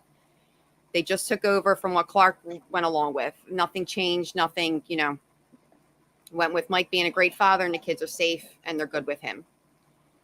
So now there's a hearing with Judge Chang, CPS workers, Justina, where he assigns Hellburn to the case. Hellburn's another one. He never bothered to look into the case, the kids, anything. He continued the neglect petition and advocating for Mike as well. We have March 7, 2018, order of protection was issued directing Mr. Valva to refrain from domestic violence and the use of corporal punishment and to take classes at a local library. April 2018, family court hearing, Judge Lawrence. Justina tells her kids are going to die. There's nothing else at this point. She has pleaded and begged in front of everybody. She wants to see her boys. Of course, he denies it. Another judge shuts her down at every angle. May 2018, this is when the teacher's reports really start flowing in. Teacher reports bruises on Tommy's head. Tommy had said that Mike had threw a book bag at his head, squeezed his hand really hard because he had an accident. Another report said Tommy had a welt on his hand. This is when Mike is finally contacted by school and CPS. It only took till May 2018. Mike refused to let the boys be interviewed by school or the other children in the home.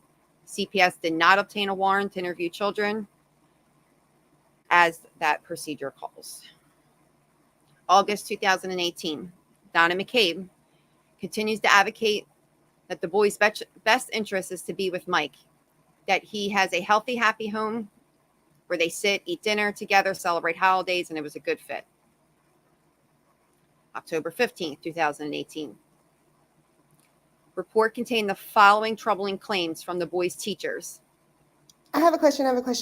Go ahead, Is there some financial aspect to this, or other, was he getting money having the kids?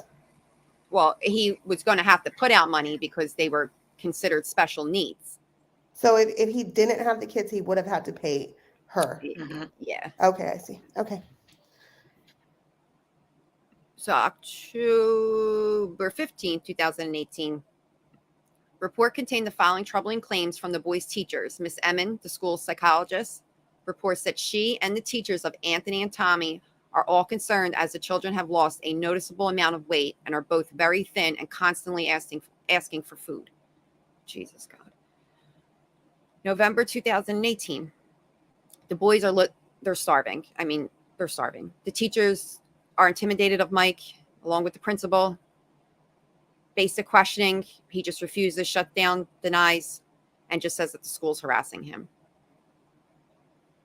November 18th, 2018, Joshua makes another CPS report. December 1st, 2018, Joshua calls the CPS hotline again. December 14th, 2018, Joshua files 2 criminal complaints. February 2019, the effects are really starting to show now. Many CPS reports are filed. February 27th, Anthony comes into school freezing, soaked in urine from being kept in the garage again. He said his parents were aware and did not make sure. This was the teacher said that the parents were aware because she did call that day, and they did not make sure that he was clean and in good condition. And you probably have this in here, but one of the biggest things about this time frame too is that the 2 boys are coming to school. They are dirty. They are soaked in urine. They're starving. That the teachers that came forward said that they would pick up crumbs off the floor to eat. They started digging in the trash cans for food. Yep. The school itself, and I don't. This, like I said, this is probably on your slide, so I'm probably jumping ahead. But this, the teachers start mass reporting. They made a decision to start mass reporting to CPS. Yep. Because of how bad things were with these 2 boys. And now, mind you, you have all these breaks coming up. You know, you have Thanksgiving break. They come back from. They see this. That's why I keep going through the dates like that. I don't mean to like go so choppy, but if you see where these dates are, a lot surrounds when they have these breaks in school. And we know as moms when those breaks kick in. It's around the holidays and things like that. And that's when those teachers made that collective decision to do that because they were approaching another break. Yep. And they were really scared. I could only imagine seeing this every single day. And you guys are going to hear some testimony in a little bit, and you'll really hear what these teachers had to say. And it's heartbreaking. Okay, keep going. Okay. We're on the 27th. Okay. So March 12th, Miss McCary went to Mike's home for a parent training meeting. She was in the living room, described the area's nice, neat home. She gave tips on how to help Anthony and was excited that she would be able to help with the issue of bathroom accidents. But said that Michael emailed her the following day to say that they no longer needed her services. Okay. So now we're at March 12th, 2019. Anthony is kicking and screaming to not get off the bus. When teachers talked to Anthony and told him that they were going to call his parents, he would go along with his day like basically everything was fine. Anthony's PE teacher made a report about Anthony's behavior after being asked to stop using the computer at school. He destroyed his multiplication crown he received that day, and that was just out of his character. Said he spoke with Mike and Angela, and they want him moved to a residential learning program. Didn't want to pay for disabilities anymore. Despite his great progress in his new learning environment developed by Joshua and the school, teacher knew he was being encouraged at home to act out in school and pretend to have behavioral issues and then would be rewarded at home for it. The PE teacher was, doing her little rounds as they were having playtime and things like that, and had heard Anthony telling another student that he would be going to Chuck E. Cheese today because he saw the PE teacher make the phone call to Angela and Mike about him not wanting to get off the bus. So that's how they were like collecting those things. So now March 13th, another intake report from a teacher about Anthony, constantly mentioning he's starving, significant weight loss. They're being encouraged all that week to fight, kick, and throw tantrums by their parents, teachers. The teacher at this point is when she mentions that the step parent puts Anthony on a mattress in the garage when it's cold for long periods of time. March 18th, 2019, school intake report. On an unknown date, it mentions that Thomas sustained a black eye on his left eye. Odd explanations drew suspicion. Mentions children being hungry and feel starved. Harsh and severe punishment in an unheated garage.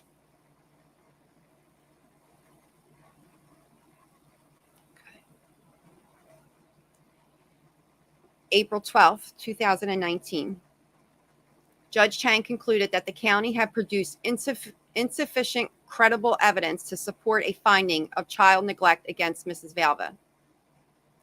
He observed that Mrs. Valva, who worked as a corrections officer, had submitted a pre-employment psychological evaluation report from the Department of Corrections that concluded that there was no evidence of I can't even get it out. Judge Chang dismissed the county's neglect petition against Mrs. Valva. May 13, 2019. Mike throws the backpack at Thomas's head again. May 14th. Mike squeezed Thomas's hand so hard out of anger he almost broke it, as per school report. Second time. May 2019. Law enforcement said they followed up on a CPS report at the home, but that nobody was home. May 29, 2019. Dr. Melina Kawaja, an emergency medicine physician who testified that Thomas appeared to be in good health when he was examined by a physician assistant at her urgent care center about 8 months before Thomas's death. I mention that because around this time, they were confusing these dates as this was the date that the specimen was taken from Thomas and the other two boys. From Michael, it was not. That was the health assessment in 2016 that Joshna took the kids to. That's how many years had went by and how much confusion that there was amongst everybody that Michael was able to throw in lies wherever he wanted to, basically. And that they would pretty much go with it. This is just, as a physician assistant, even an actual doctor, let alone to be doing an assessment of sexual abuse. So now we have June 2019. More CPS reports from school and Justin. Anthony had a swollen nose full of blood, refused to go to the nurse. Mike said he woke up like that. He had faint red lines behind his wrists. He was court ordered, again, that Mike had to take another parenting class and remain from harmful activities. The case was closed. Judge Chang said that there was something wrong, but his hands were tied, felt Anthony was deteriorating, and the other two boys were not okay. Judge expressed his concerns, still did nothing. Early November 2019, Mr. LaPinta, that's Mike's other lawyer, his vehicle was seen at the kids' school along with Joshna finding out through the teachers that there was a note left behind on the principal's desk stating, "Cameras don't work." In between that time, 2 more teachers filed complaints. Kids still coming in with bruises and cuts. Kids still hungry. They're sneaking food. Boys are very, very thin. They're begging for food and eating it off of the floor at this point. November 16, 2019. After finding out his son soiled their pants, Mike texted Angela, "I'll beat them up again. Talking doesn't work. Maybe a bloody face will. He already peed. No problem. I'll be kicking his again. Tell them I'm going to kick their again. Like I said, I'm going to hit them with a belt." November 19th, 2019. Another CPS complaint filed by teachers. At this time, teachers are really, really concerned. They know another break is coming up, and Thomas especially this week was not okay. In Joshna's words, Tommy took a bad beating on the 16th and then kept home until he recovered. And that was another another way that they went about hiding it. They would keep the boys home for days on end. They would let them recover from these beatings and then send them back to school. At this point, they're about 2 years in. So the teachers, everybody's kind of hip to what's happening. It's just nothing's happening. And even if someone's calling it in, still nothing's happening. So this is sometime before Thanksgiving of 2019. Joshna claims on 2 separate mornings, Mr. LaPinta is the other lawyer of Michael. Michael has 2 defense lawyers, Mr. LaPinta, and then I'll mention the other one in a second. He was seen at Mike's home. She said one of the days he was seen by the kids was also a day that Tommy only had a half day of school. When the kids got off the bus, they ran into Tommy in the garage where he was crying. He had bruises on his face. He did not go to school for a few days again. LaPinta, that is the other lawyer, was at the home earlier that morning with 2 large envelopes and was directed by Mike to go upstairs. Jushna also claims he was wearing a particular red tie that looked identical to the one gifted to Mike when he claimed to not have a suit and tie for court. This is where the real problem really comes in at, and where there is a possible another handful of children somewhere that are being affected by these people. And I have to watch the way I word things, but so now we're on January 6th of 2020. Special education teacher contacts CPS. These kids are just returning from winter break.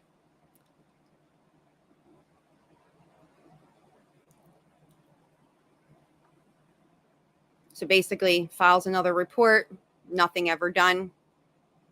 She's sending Mike email after email after email. Hey, I would like to meet. Can we talk? What is going on? Doesn't respond to anything. January 8th, 2020. CPS investigator Lydia Sabasto and her supervisor, Jean Montu, close out the last report that had been filed on the CPS hotline. Big mistake. In my opinion, this is what made Mike think he could get away with anything. January 15th. Videos taken in the house a day and a half before Tommy died showed both boys in the garage. Tommy shaking from the cold and stated that he needed to use the bathroom, looking at the camera with pleading eyes for someone to help him. Andrew had mentioned that in the garage, there were 2 cameras, one on the step coming out and one slightly over to the right of that camera, where you'll see pictures in a little bit of a mattress, some wee pads, and things like that. So these boys, even though they were being kept out there in complete punishment before they even wet their pants, had an accident, even with autism, even with still looked up at that camera to plead so that they did not get in trouble, to, in their minds, do the right thing by using the bathroom.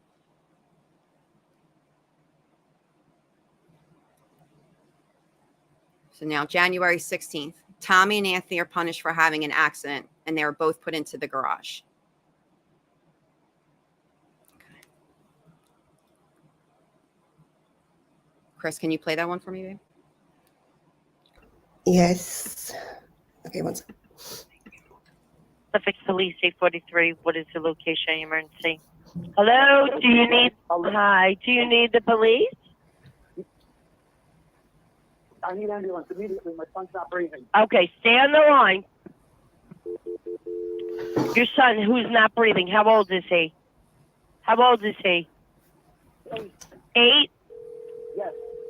He fell down. He banged his head. Okay. He's okay. Okay. Took him. I gave him a shower to try and help him out a little bit. Stop breathing. Okay. CPR. County Fire Rescue number 50. What's the address of the emergency? 11 Bittersweet Lane, Cinema Richards, New York, 11934. 11 Bittersweet, nearest street on the corner? Yes. Are you off of Barberry? Sir, what's your name? My name is Michael. I'm a police officer with the city of New York. My son, I don't know if he's breathing or not. I don't know if his heart stopped. He fell down on his way to the bus. He banged his head pretty good. I brought him in. Freaking lies. And I'm doing CPR right now. All right, how old is he? 8 years old. Okay. Do you need any instructions, sir? I just need somebody to get here quick. Listen, I already sent them, okay? Listen to the tone of dispatch. Do you need any other kind of help? They know him. Not your son, I believe. All right, is your front door unlocked for them? Yep. All right, keep on doing CPR. We already sent help, okay? 30. All right, I'm going to hang up now. Is that all right? Do you need me for anything? No, just please get somebody here. Okay, we're going to get somebody right there, okay? Tower number? 843. All right, thank you. Yep, no problem. Yep. All right, so Mind you, I'm going to stay he doesn't on even with call you until I get 911. there, all right? He doesn't even call 911 until like What what is is your it, half name? hour, 45 minutes after they find him? It's a long time. Okay. You do the math later on, you're going to hear something. Okay. 1920. His belly is filling up a lot as I'm doing CPR. It's filling up? Yeah. Okay. All right. Let me transfer you back to rescue, all right? Because they would be able to let you know if that's normal, all right? Hold on, Mike. Don't hang up, okay? Okay.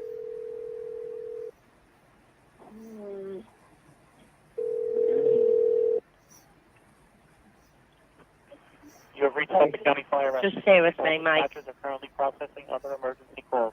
Please stay on the line.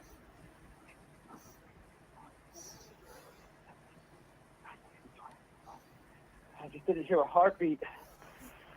Do you hear a heartbeat? I couldn't hear. County Fire Rescue number 9. Hey, number 9. Hey, 11 Bittersweet, East Moriches. I'm on with Mike. He's a police officer, NYPD. His 8-year-old fell down, hit his head, not breathing. CPR is in progress. He said the child's belly is filling up. He wants to know, is this normal or not? We have rescue on the way, and please, if you could assist him further, please. Hello, sir, are you there? Mike? Mike, rescue's back on. We have help on the way. He knows CPR. What does he need us to do? He had some questions. Is that normal? What's going on? His belly is filling up like it's filling up with air. Well, if you're putting air into his mouth, then some of it is just going to go into his belly, yes. But some of it is going to go into his lungs, too, and that's what we need. We need air going into his lungs if he's not breathing. If he vomits, you're going to have to turn him on his side. But you sure he's not breathing?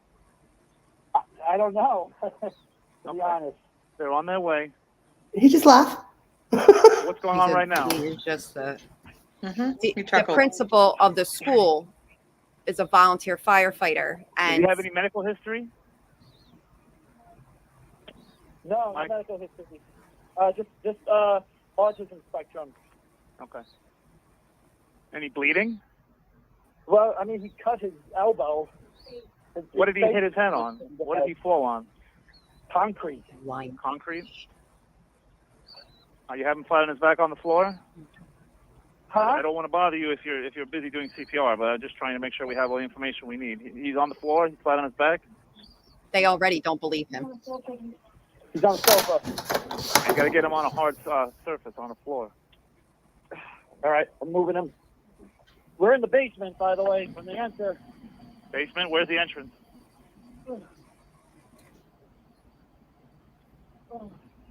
Mike, where's the entrance? Front entrance. Exactly. Front entrance, use? Okay. Door open?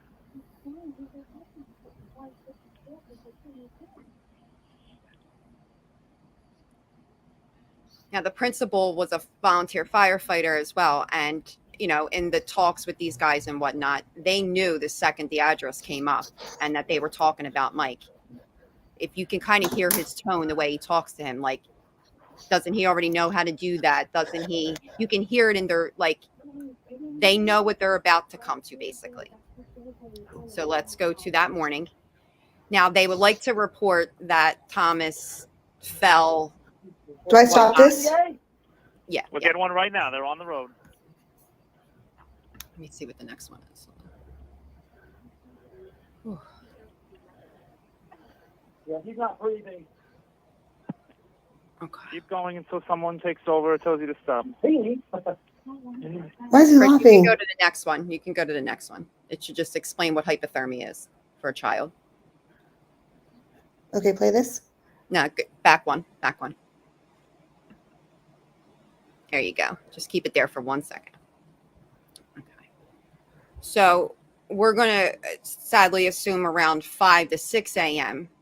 that, now mind you, both Tommy and Anthony were out in the garage from the 14th, 15th, 16th in those couple of days span, but was put directly back into the garage overnight on the 16th to wake up to the 17th. Around 5, 6 a.m., it's believed that they woke up to a huge accident, of course, because these boys had nowhere to go, clearly. And like it had mentioned that Tommy was looking up at the camera, pleading to come in to use the bathroom. According to Joshna and what they believe had happened, that between 5 and 6, they woke up. They don't think Angela was part of this, but she clearly knew about it. And he did what he did to Thomas around that time. Waited, had his attorneys come, clean up some things. Then they called the police at around 9:40 a.m. If you look at the autopsy report, which we will see in shortly, you'll see the ME's findings, and we'll kind of do the math then. I feel like I'm not even making sense anymore. Okay, so 9:40, we have the 911 call. You're good. We're going to do a little switcheroo. Christine has to hop off. Taken directly to the hospital. Hey, Michelle. I'm here. Can you hear me? Yeah. Okay. Christine has to hop off, so I switched it over. So I'm streaming. So I just wanted to let her know that I switched it to me. Oh, okay. Thank you. Sorry, Michelle. I have to go. Good night, baby. Back in with Jack because Lexi's at Night, the gate. Jack. So I gotta hop down. Christine, thank you so much. Yeah. No, thank you. Yeah, thank you, baby. Thank you. I will talk to you later. Bye. Bye, honey. All right. So what's up on the screen is just a little thing about hypothermia, what it can do over time to a child's body, whatnot. So Tommy's taken directly to the hospital. Mike goes with. Erin is the first responder on the scene. She is the one who actually carries Tommy to the ambulance. Her report shows a little something a little later on, but so as Tommy's being taken to the hospital, Angela sits down with detectives, and she basically says that Mike walks them to the driveway. That's supposedly where Tommy had fell. They go to the driveway every morning. They run to the bus, and Mike watches from the garage, supposedly. And on that morning, Tommy had supposedly fell. She walks him back through the basement area. She never once told them they couldn't check the house. They basically ask if they can go up to every room on every floor. She says it's okay. And then they meet up in the living room to continue their conversation. She said that Mike was with them, that at one point she did hear Tommy cry, but that was normal for him. Mike brought Tommy through the garage into the basement, and he had said that he had wet himself after he had fell, so he just wanted to clean him up, and there was a shower in the basement. Okay, two quick questions before we keep going. The body temp that he was, when the ME found him, was in the 70s. I don't remember if it was 74 or 76. It was 76. Okay. And then Sleuth Mom asks, did he call his attorney before he called the police? I actually don't know the answer to that one. Do you know? Yeah. In Jushna's civil suit, that's what she claims, that he called his attorneys, and not only did he call them, they showed up. Not one, but two of them. Okay. So, where did I go? So basically, she says that once Mike put him in the shower, shortly after he stopped breathing, then out of nowhere, he just starts crying again uncontrollably. His legs start shaking, and that their housekeeper, Tyrene, was there.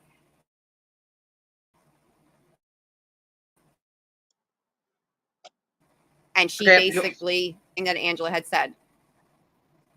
Good. Sorry, guys, I'm not looking at chat, just till you can bring off. No, you're fine. I got chat. You just keep going. Okay. All right.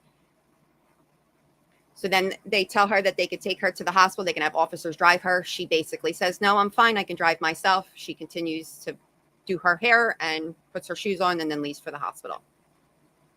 So she doesn't leave for the hospital for like another 45 minutes because she goes and does her hair and makeup. Yep. She goes and does the whole shabam in the bathroom. And as she's still letting them check the house, they're just going. Yeah, so she's getting prepared to go to the hospital. Right. Okay, there's nothing playing yet. So if I can, I'll make sure that it's loud enough. Probably can hear the helicopters, but okay. Am I playing this one yet or no? Yeah, you can play it now. You can play it. Good afternoon. I would first like to introduce Suffolk County Police I don't know if Commissioner you can hear Geraldine that. Hart. She is joined by First Deputy Commissioner James Skopek. Can you guys hear that? Chief of Department Stuart Cameron, Chief of Detectives Gerard Giganti, Deputy Chief of Detectives Matt, Homicide Squad Commanding Officer Detective Lieutenant Kevin Byrer. Let me see if I can get you Homicide another one. Squad Detective Sergeant Stephen Geyer. At the end of the press conference, we will do questions. But It's like as please loud as it'll let me remember go. This is an active investigation, and there's certain information we're not going to be able to discuss. Thank you, Commissioner. Thank you. I know for some reason they're all low too, Sleuth Mom. I found like 4 links and they're all low. Yeah. Before we begin, I want to express my sincerest condolences to Thomas Valva's family and friends, especially his siblings. We are here to discuss the arrests of Michael Valva and Angela Polina for the death of Michael's 8-year-old son, Thomas. The couple has been charged with murder in the 2nd degree because they engaged in conduct which created a grave risk of death to this child. Thomas Valva was subjected to freezing temperatures in the home's unheated garage overnight when the outside temperature was 19 degrees. We first responded to 11 Bittersweet Lane in Center Moriches on January the 17th at 9:40 a.m. after Michael Valva reported that his son Thomas fell in the driveway while waiting for the school bus an hour earlier. Michael indicated that his son lost consciousness after the fall, but has remained unconscious. When the officers arrived, Michael Valva was performing CPR on his son in the basement. Thomas was transported to Long Island Community Hospital, where he was pronounced dead. At the time of his arrival at the hospital, Thomas's body temperature was 76 degrees. As with any unattended death, homicide detectives conducted an investigation which revealed inconsistencies in the timing and the nature of the child's injuries as reported by his father. We have determined Thomas was never in the driveway that morning, and he suffered head and facial injuries that were not consistent with the father's account. During the past week, homicide detectives conducted a round-the-clock investigation, which included the review of video and audio recordings captured on the family's home surveillance system, both inside and outside the house. The recordings show the pair was closely monitoring the activities and conversations of their 6 children, Michael's 3 sons, ages 6, 8, and 10, and Angela's daughters, 11-year-old twins and a 6-year-old. We believe that the 10 and 8-year-old boys were subjected to punishment, including food deprivation and exposure to extremely frigid temperatures. We are still investigating the extent of the abuse and if it extended to all the children. Following Thomas's death, the department notified Suffolk County CPS and assisted in the emergency removal of the other 5 children on January the 17th.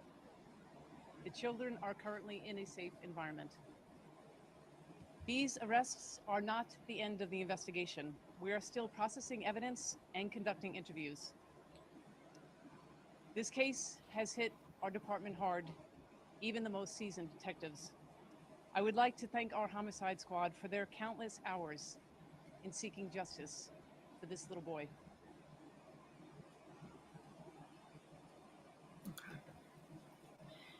So at 10:27 is basically when Thomas is pronounced deceased. At 11:30 a.m., like it's just horrendous.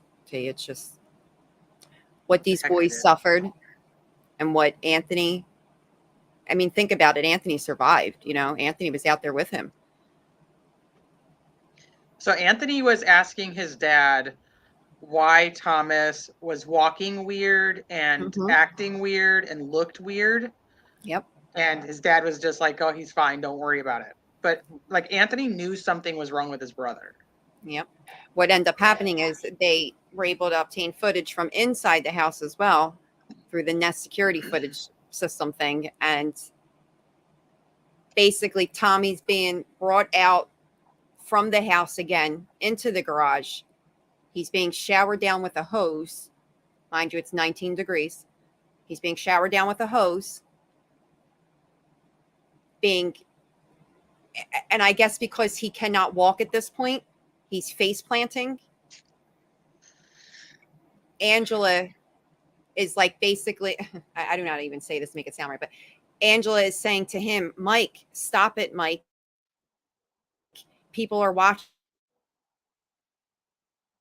There's people outside. This was also seen on the neighbor's Ring doorbell footage, naked, shivering, and being hosed down with water from that angle of the garage. And it was also backed up with the wording that he keeps face planting. This stupid little won't get up. He can't stand up. And then that is when his little brother then says, what's happening to Tommy? And that's when Angela says, what do you mean? He's going into hypothermia. This woman knew exactly what was happening to this kid. That's what the little brother was able to repeat back later. And a lot of this was actually recorded because of the security system that they had set up at their own house. Yep. Well, here's the other thing too. That day, as they're walking around the house and doing all that stuff, they notice all these cameras. Angela is still being interviewed at the house. Mike's being interviewed at the hospital. Angela gives up the username and password. In between all that, text Mike that she does that. Mike says, oh, wait a second. No, you didn't. In between that, he tries to change the password. So now the tech gets the little notification like, hey, someone's trying to change this. And now he can't access the account. Well, now he's got to bring it back to Angela. And now Angela doesn't remember anything. Now they're both at the hospital. They're both being questioned. And neither one of them can keep up their stories. One alternates from the other. One says he ran down to get to the school bus. He fell that way. The other one says he had an accident and then he just, he just freaked out for no reason. And then he fell that way. Like, skip to about 2:30ish. They go home. Detectives are there. They meet them at the house. They ask them if they come in. They say, sure, yes. That's when they ask for the security username and all that stuff again. Angela brings them upstairs, says that it's written down in a notebook. Here, she just turns over the username and password, doesn't even look in the book. Right. So hold on. So Mez, this happened in January of 2020. So like this is like right now we're right at the real time of when this is going down. Yep. And then LFT has a quick question. Did he collapse after being in the cold garage? It was after that when he was being showered down with the hose in the backyard. Well, he had been locked in the garage with his brother on and off for 3 or 4 days by that time. And it was kind of constant punishment. So he was back and forth. Yep. And what they tried to do was they tried to bring him back and put him in a warm shower. That was that morning. This is before he calls 911, trying to get his body temperature up because they knew he had hypothermia. Yep. So yeah, he was wet, and he had laid in the garage. But this was like on and off for a couple of days. So he was wet, and I believe he was naked. I don't think he had any clothes on. Nope, he was completely naked. And he was left in the garage, and I believe the temperature at the time, tell me if I'm wrong, was like 19 degrees. Exactly. It was exactly 19 degrees. And mind you, he was out there all night and the day before, and on and off punishments from the 13th, 14th, and Correct. 15th. I do not believe the neighbors knew they were being locked in the garage. I don't think so. No. Correct me if I'm wrong, but I don't think they knew that part.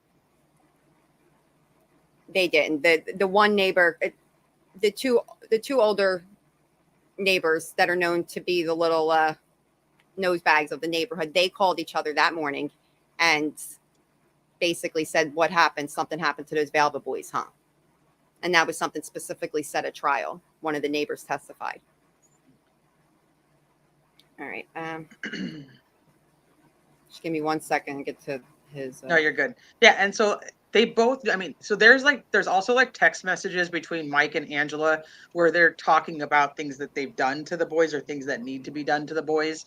So there's no doubt that she knows exactly what's going on. She knows exactly that the boys are locked in the garage. She knew exactly what he was doing to them. Yep. So, and I know this is probably in her PowerPoint at some point, but he eventually tries to blame it on her. He tries to say that he had already had one failed marriage with Justina, and he was concerned for his family that he was going to end up with another failed marriage. So he was doing this to make Angela happy so she wouldn't leave him.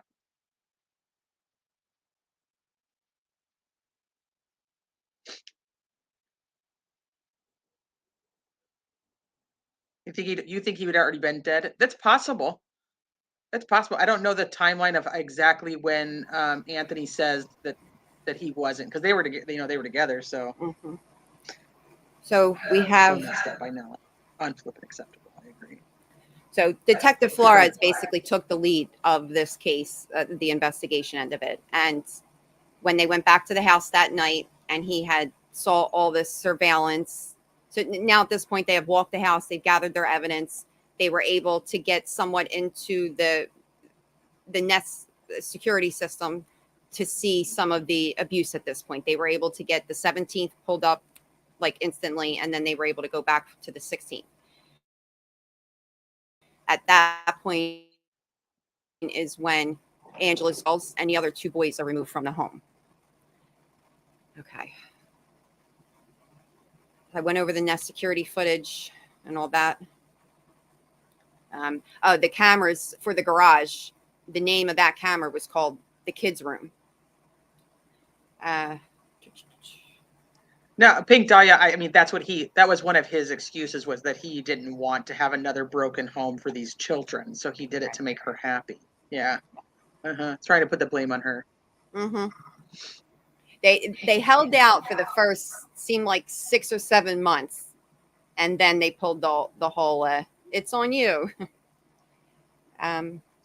You went over the audio, right? Say about the text messages and stuff. Hold on, let me say. I haven't even moved the screen. I'm sorry. I was too busy being irritated. I didn't know with this one right here. Wait, hold on one second. Okay. Yeah, you could stay on that one. Okay, let me play this. Let me see how loud it is, because maybe it's just my computer. If it's not too loud, I'm not going to play the whole thing, because... Shpita!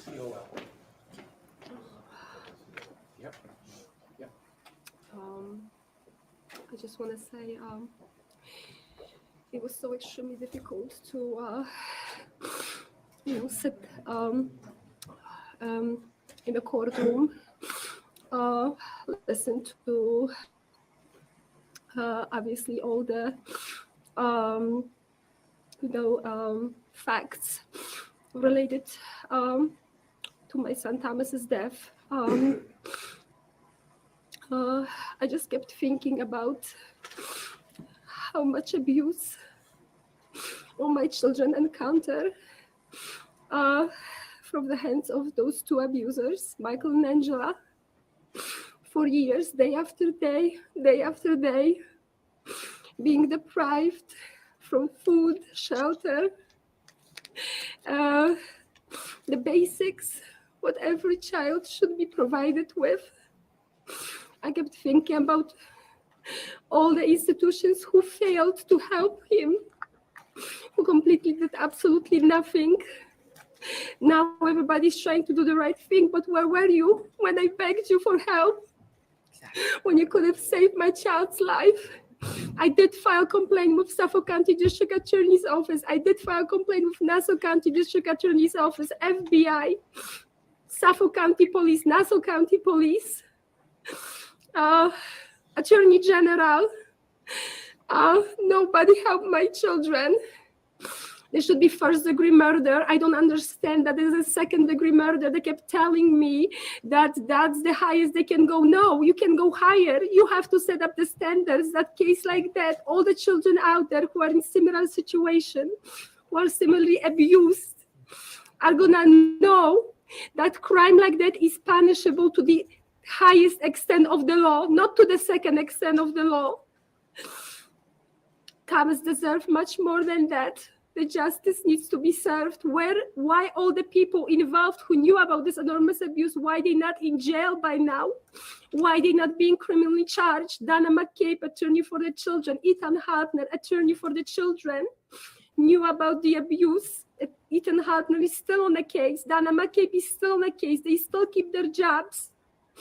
What about the CPS caseworkers? Michelle Clark, Jennifer Lance, Melissa Estrada, Jean Manteau, everybody involved from Suffolk County, Child Protective Services, all the caseworkers who were involved, they still keep their jobs. They're not criminally charged. I don't understand that. And we're all paying money from our taxes. And they conduct all those criminal actions against the children. They all involved in murdering my child. All the judges, Judge Zimmerman, Lawrence, Bernard Cheng, they all should be in jail because you are a judge or you have a high power position. It doesn't mean you are above the law. My son stands. What happened to my son is a clear evidence of enormous corruption that's happening in the system. We're talking about a web of corruption between police, DA's office, CPS, attorneys for the children, all those institutions. People involved have Thomas's blood on their hands. And my children were sexually abused. They're produced for childhood pornography. Why nobody is talking about it? There is so much evidence in this case. The father receiving thousands and thousands of dollars a month, 30 to 130,000 a month in deposits from unknown sources. Children's testimony. I already expressed the allegation of sexual abuse in 2016. I filed police reports. The specimen wasn't even tested, wasn't even sent to the lab because I was told by Detective Salazar that it was too expensive to test it. There are people involved in my child's death that are walking free, and they should be in jail, and they should not harm any other child.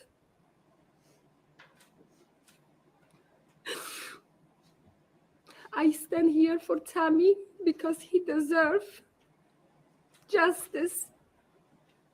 And I hope that this is gonna bring change. I hope there's gonna be either institution external to oversee all the actions that all those institutions are conducting, especially if it comes to the children. And I pray to God that changes are gonna happen soon because the children, you see, this case is public, but there are kids out there that are dying every day and nobody knows about it. So pray to God that this is gonna bring changes very soon because this corruption cannot continue any longer. We need to stay strong and oppose what happened to me, to my children, because as you know, the effects of this abuse are gonna stay with them for the rest of their lives, and nobody's gonna bring the time that I lost with my children. Nobody is gonna bring the time that they lost just to feel safe and happy.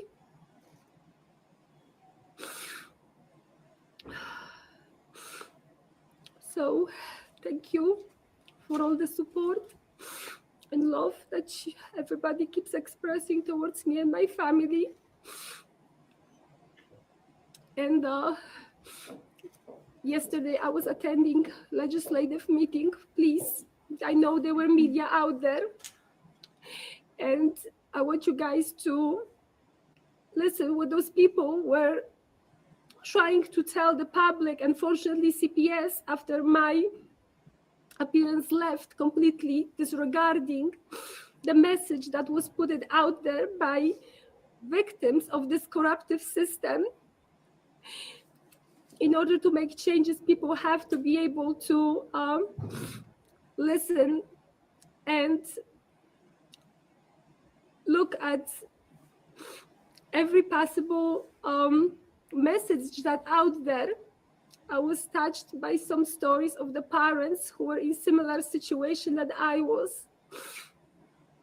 I know Tommy was a fighter who always stand for the truth, and that's why he died for the truth. He's a hero. He was opposing the abuse. But how much could he handle? He was only 8 years old. I guarantee you, even an adult would not be able to handle that much abuse those children went through, as my children did. Just think about, as it was your own child, and do the right thing, and let's let the changes happen. Let's have people in all those offices and institutions who truly care about the children, who are stand for the truth, who oppose the corruption, who fight for children's lives.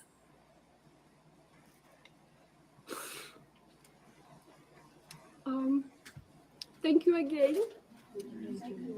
And please pray for my family. Thank you. Dude, I can't. It's mom. Yeah. Josh is strong in her faith. She advocates every day for abused children. You could see her stand against child abuse site on Twitter.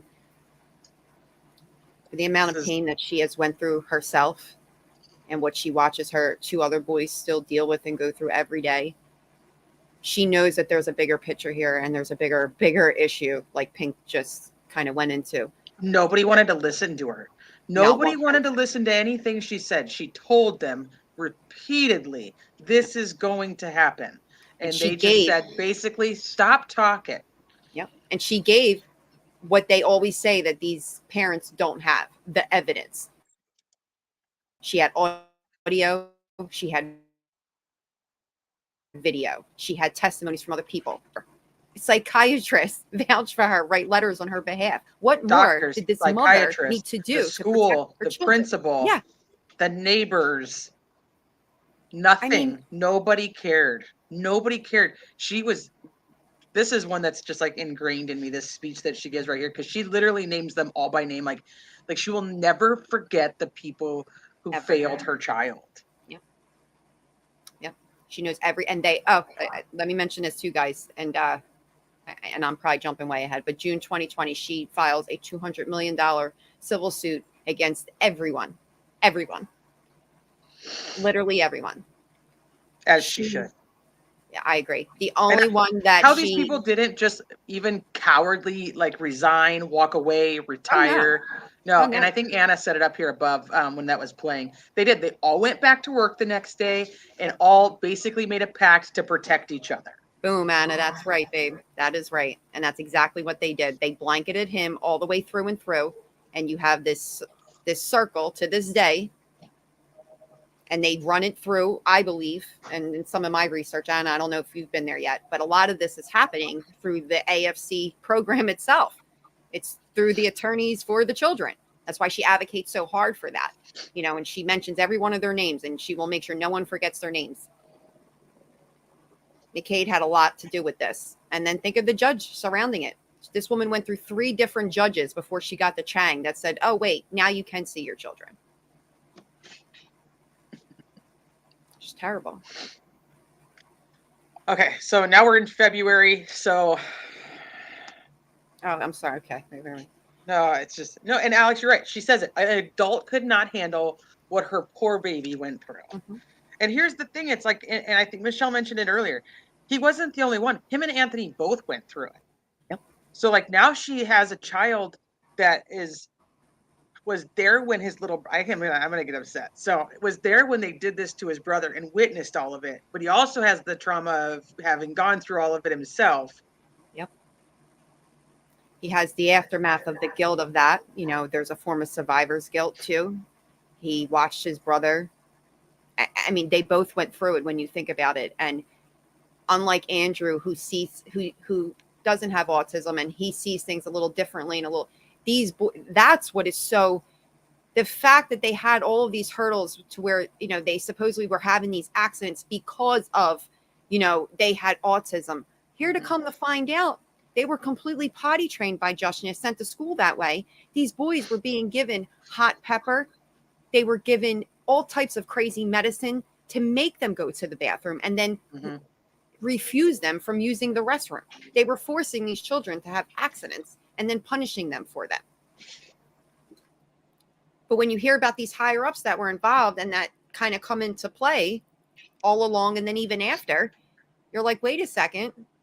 You would think that this is just about a parent abusing his child.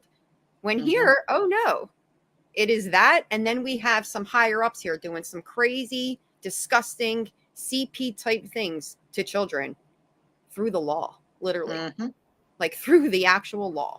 We got to pay for that $554,000 house. Right. Boom. And how would she know that 2 months prior? Like, come on. The evidence is right there. It's right there. All right. So now we're at February 13th. Oh, right. Yeah. Family court hearing for the other 5 children involved. Angelina's 3, and then Anthony and Andrew. Justin attends. That was the what you guys just saw is from that day.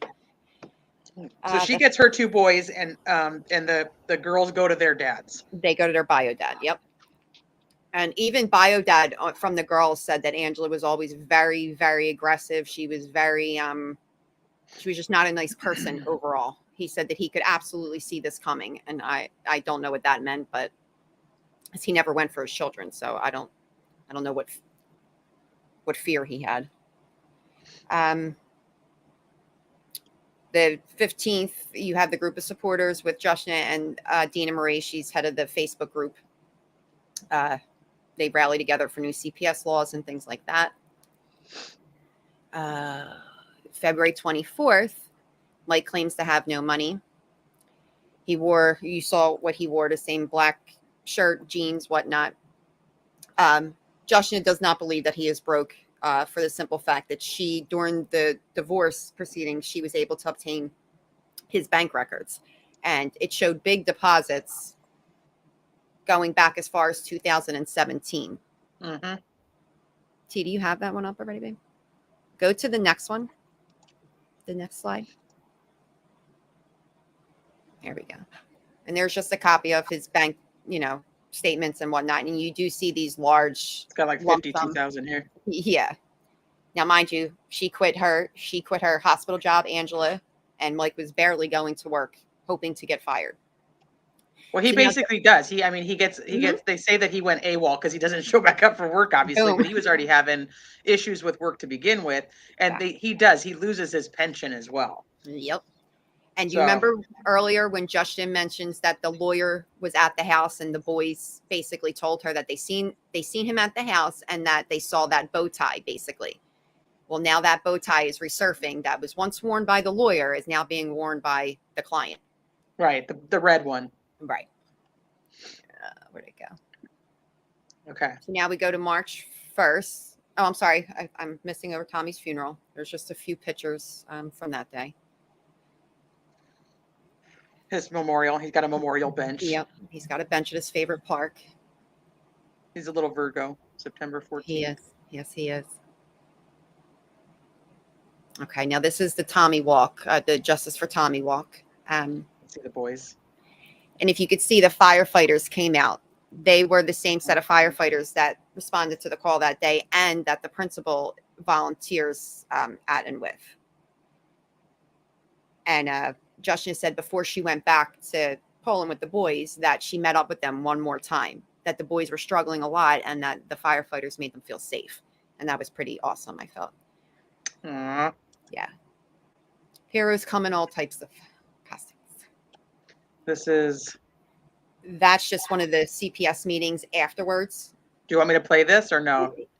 There's not much in there. I just wanted to show who the CPS people are in there. Okay, so this is as they're working on handling the changes and they're putting into, they're requesting that new laws for CPS are coming in because of Thomas's case. Yep. Okay. Now we got all emotional and it like took longer than we expected it to take. So I'm like, I don't want to skip stuff that's like super important, but I also want to keep you guys here all night. And right. No, because it's 3 hours ahead for you, Michelle. And you guys, and thank you guys for sticking with us through the whole thing. Michelle, I just have to say, I know that we're not even done with it yet. You did an absolutely amazing job putting this together and breaking it down so that it's very easy to understand the timeline and exactly what happened. And exactly who's responsible for it. I thank you. I can't even say thank you enough. Thank you. I promise next time I will execute this way smoother. I was just learning this. You've done amazing. This is amazing. This is absolutely amazing. It's just so important to get Tommy and kids like this cases out there. Thank you for letting me come on here to even cover this, because I know this is hard. I know this is heavy. Thank you guys for just hanging in there, sharing Tommy's story, and just standing by Justina too, just knowing that she has a group of people. Like I told you guys at the beginning of this isn't done. So he was found guilty last week, but Angela's trial is still coming up. So this isn't even over. And then Justina is actually, she's working on passing these laws for the changes, and she's working on the accountability of all the people who are in her mind and in mine responsible for what happened to her children. Yep. She wants them all to pay, as they should.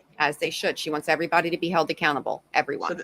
So this is she files the $200 million wrongful death lawsuit against the county. She has the attorneys named in there. She has the CPS workers are named in there. This is the district and the child's principal and school superintendent. She has them in there, but I don't know how I feel about that part, because I do know that they did end up doing the mass reporting. But I guess maybe there was probably, I don't know the legalities behind what a school can and cannot do. So maybe there's something with the legal side of that I'm unaware of. Yeah, I didn't agree with that part either, because I felt like the principal did what he could. There could have been multiple principals, and maybe there was one that had changed. I don't know the answer to that. She did say she holds nothing towards the teachers, that she loves the teachers very much, because she knows that the teachers most definitely day in and day out did what they were supposed to. I just want to throw that out there. So maybe the principal wasn't part of it, and I'm confused, and it was the teachers that were the ones that were supporting the mass, reporting. Possibly. Or maybe, like you said, just another principal might have came on, I think had happened, because I think he was for it, the mass, whatnot. Okay, where are we? If you want, I can go through it a little bit faster too. We have, what's that, June, July of 2020. And right before that, the boys do this writing therapy to get out, everything that they had went through and things like that. I will say I have the reports. They are extremely hard, guys. They are extremely, extremely hard. So I'll have T pin them down. You want to pin them in description or something for later, or? Yeah, I can put them in there. Okay. Unless you want me to read it. If you want me to read it, I can read it. It's okay. We can. Okay. It's hard. We can put it in there. Yeah. Let me see. It says both boys, now aged 11 and 7 respectively, have been in effect the survivors of severe physical and sexual abuse at the hands of their father, Michael Valva, from whom you had been estranged. Other participants in the abuse include his fiancée, Angela, and several other participants. Mr. Valva and his wife had been involved in divorce proceedings since 2015. The father had previously been cruel, both verbally and physically, towards his wife and their sons.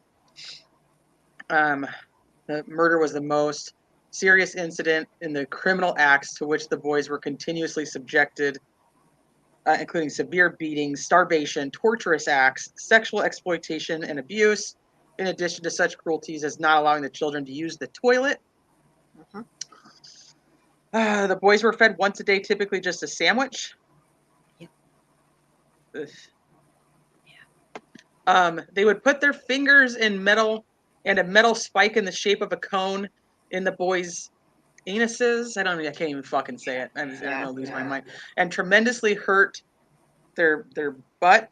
The boys were forcefully pulled by their hair. Their hands and feet were tied up with ropes to the beds. The kids were forced to lie down on their bellies or stand up and bend down during the abuse. The children were beaten up, punched, and hit and bitten.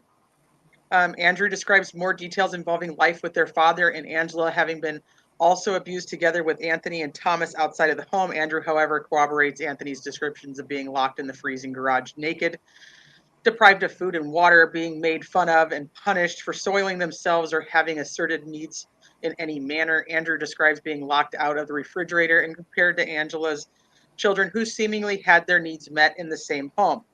The boys had not discussed any relationship with anyone living in the home of their father. They are processing the abuses that they have suffered. Both children have expressed they do not want any contact with Michael, Angela, or Angela's children. Yep. They go into therapy. The boys are in therapy. I think Justina's in therapy as well. Yep. This is a writing therapy that they are utilizing. Are they still utilizing that? I'm not sure. Yeah, they still do that now. She brought the kids back to Poland with her and her mother, and they get tons of treatment over there. Her whole family is there. They play with their cousins a lot every day. I tried to catch up a little bit more with their current life now. Anthony struggles a lot actually. He's the oldest too, and I think with his age right now, he's having a lot of survivor's guilt in a sense. That's what's coming out of it. There are 2 videos at the end of this where his brothers talk to Tommy.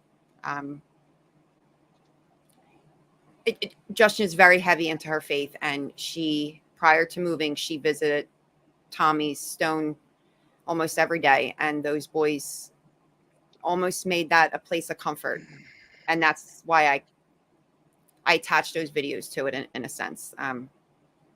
You see them talk to their brother, and they apologize to him. They apologize for not doing enough, and you're just like, wow, like it just shows how much like love and the bond of siblings, and just they'll go through anything together. It's not his fault. No, not at all. Not at all. And I hope you guys really got to see how much Justin loves on those boys. To know that those other 2 boys, yes, they will hurt forever, but know that they are in the arms of one of the most loving, fucking fiercest woman walking this earth. I can promise you that. And she's going to make sure those boys are okay. So you don't have the autopsies in here? I do. This presentation. They are in the presentation? Give me 1 second. I'll be able to pull up. That's okay. I'm gonna start this for just a second. This is, I don't know how long. It's only a couple her minutes. as a wicked, cruel stepmother. She should have not been supervising those autistic children. The evidence is going to demonstrate that Angela herself, unfortunately, despised those autistic children. The gloves are off in the child abuse murder case of ex-NYPD cop Michael Valva and his now former fiancée, Angela Polina, who are blaming each other. And she's 100% innocent. The defense attorney for Polina, surrounded by the media outside Riverhead Criminal Court after he did a total about-face and decided not to put her on the witness stand. Polina was set to testify that she was pressured by police to allow them access to her home video surveillance shortly after 8-year-old Thomas Valva was pronounced dead in January 2020. She was ready to testify.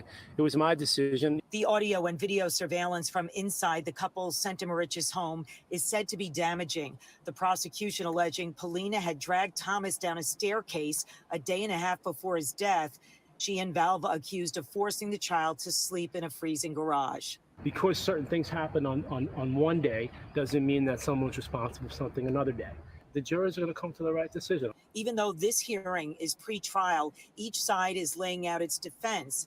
Valva's attorney is calling Polina the family aggressor. Michael Valva really was meek. He was passive. Yet Valva's defense knows audio recordings from inside the house captured the ex-cop mocking Thomas's distress inside the freezing garage. Boo-hoo, Valva allegedly said, using an expletive. After seeing his son face planting on the concrete floor, he's cold. Some of the statements that Michael Valva made on the day of the incident were highly regrettable, and They had nothing to do with his intent. Highly regrettable. Valva ultimately got more Piece of desperate shit. as he performed CPR, asking for the estimated time of arrival for an ambulance after calling 911 as Thomas turned blue. The defense attorneys will now have the chance to submit written closing arguments in their efforts to suppress the audio and video surveillance in this murder case. The prosecution will submit its own arguments. If they were so innocent, they would have wanted those videos and evidence. Where's all the money? Where's the bank accounts? Spectators supporting Thomas's biological mother have come repeatedly to court, yelling the Valva children were subject to much more than physical abuse. Now defense attorneys want the former lovers accused in the child's murder tried separately. In Riverhead, I'm Mary Murphy, Pix 11 News. 2 lying trash bags. And I'm being nice. Yeah. Okay, so what do you got here? Judge has ruled that a jury will be allowed to watch the surveillance videos of the home. Oh, God. I can name the 5 videos if you want. You don't have to go through them. I can just name what they were able to actually see. Do we have them on here? No, we don't have those videos. I was like, holy shit, I can't watch that. No, not those. So, but basically has Anthony laying on the wee-wee pads and on the dirty crib mattress. Video of Anthony looking up at the camera, asking to go to the bathroom. Same with Tommy. Video of Mike seen yelling into a tent in the backyard where 2 pairs of sneakers were set outside of it. That was another form of punishment. Video of Thomas and Anthony in garage that day as well. And footage from the neighbor's Ring camera from the 17th of Thomas naked and wobbling in the driveway area. Upside down. So Biomom didn't put her kids in foster care. This was their dad. So the stepmom had 3 kids, and the Biomom and the dad shared the 3 boys, and he got custody basically because the court didn't care what she had to say, and he was a NYPD officer. So now they weren't in foster care. She kept fighting over and over again for them to stay with her. They wouldn't allow it. They kept trying to take them away from her. Yep. And as you see, there's clearly a bigger picture here. There is a ring of people who are involved in doing things with children, and they find Michael Valvas of the world and that situation, and it starts right in divorce court, right there. And then AFC's applied or assigned. I don't know what I'm saying. And it just kind of goes from there. And look, they're still residing in their respected positions.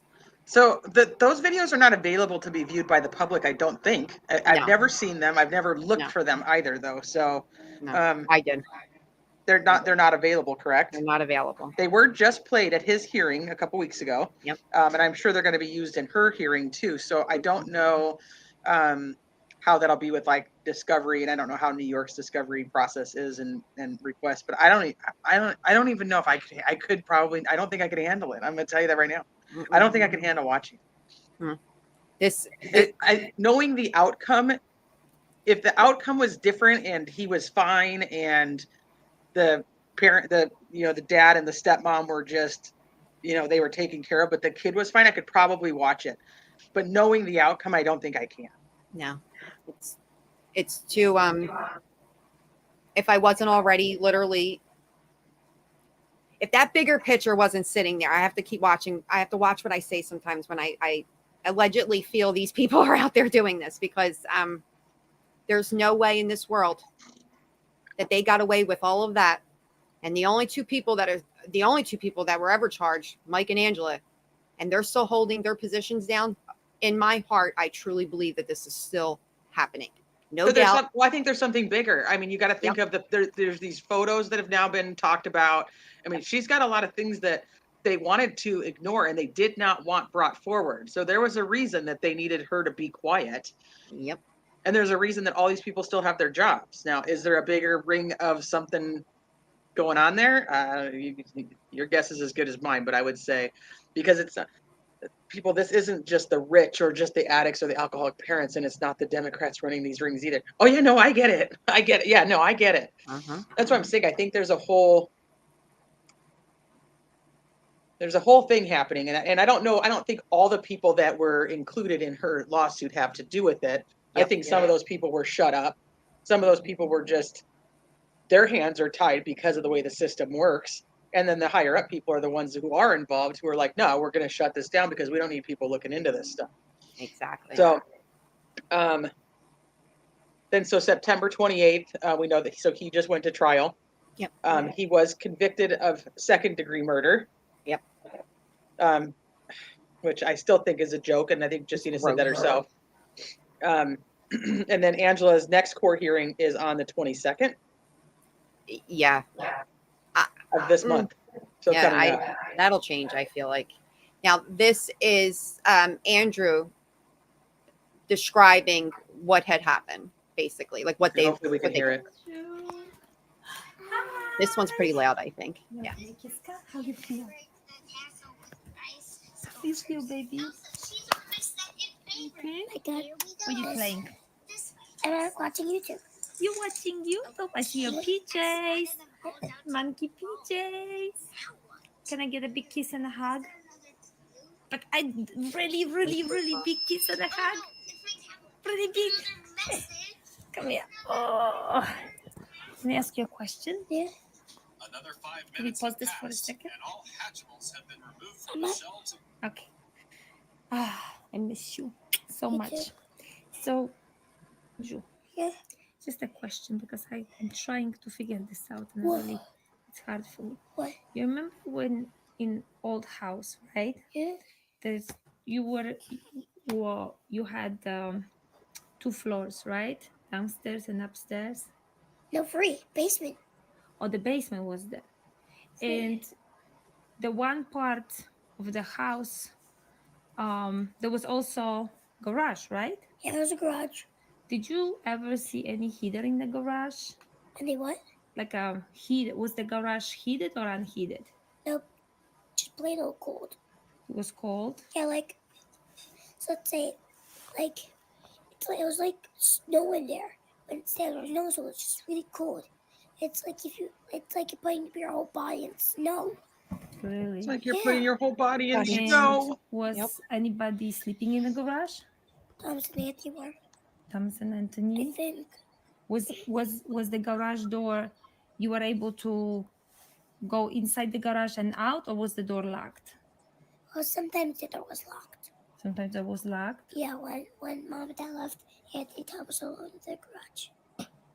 Oh, so when Anthony and Tommy were left in the garage, the door was locked?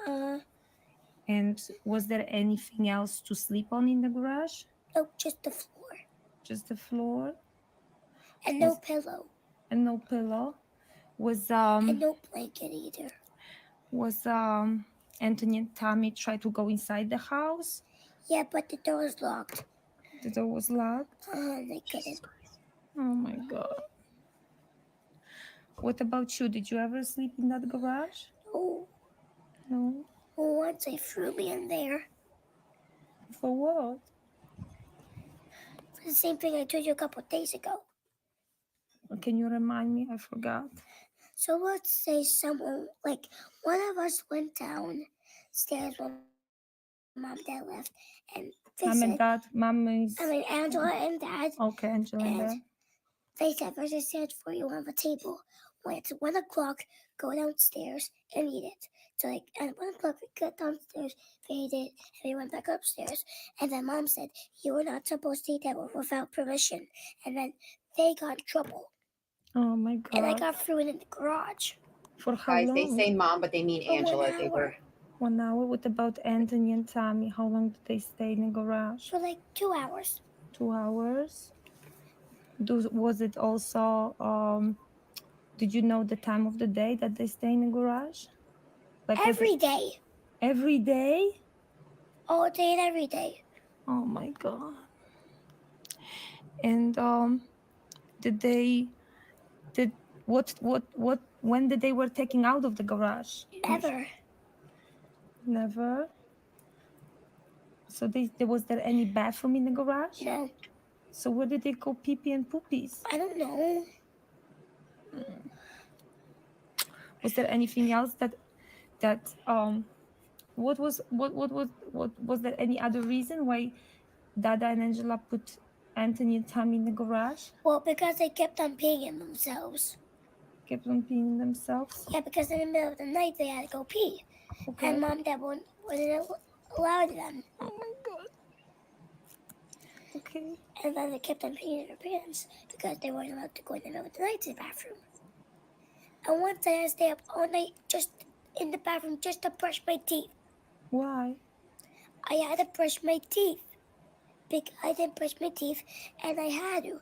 And I almost stayed in the bathroom for like 3 hours when everyone was sleeping. But who told? Who? You had to stay in the bathroom? Until I was finished brushing my teeth. Who said that? Angela and Dad. Angela and Dad? Oh my God. And what? So, was anybody? Was Anthony and Tommy try to ask for help, call, or when they were inside the garage? Did you hear them? Yeah. What did you hear the noise? That one cuts off right there. I don't know if there's another one after. Yeah, there should be one behind it. Mom, sometimes they were crying and they said that they really had to go pee. Okay, and what happened that they couldn't go inside the house? They had to hold their pee in. They had to hold it? Sometimes Angela and Dad stayed out all day, and Auntie Thomas stayed home with the door locked. With the door locked? So they weren't able to get out from the garage? No, but they had to hold their pee in all day until they came back home. Did Anthony and Tommy said about this to anybody in school? No, because then they would be punished for like 3 days. And what will be the punishment? What will happen to them? Staying in the room for 3 days, not going to be nothing and not doing anything. Mm-hmm. Getting slapped in the butt. Slapped in the butt? Would it hurt? Did you see anything on Anthony and Thomas's body that show bruises, boo-boos? Almost everywhere. Almost everywhere. Like when Dad beat them up, they had like this little thing on their head right here. Yeah. Was bleeding, and they had put a Band-Aid on it. And Wait, and show me Thomas, where.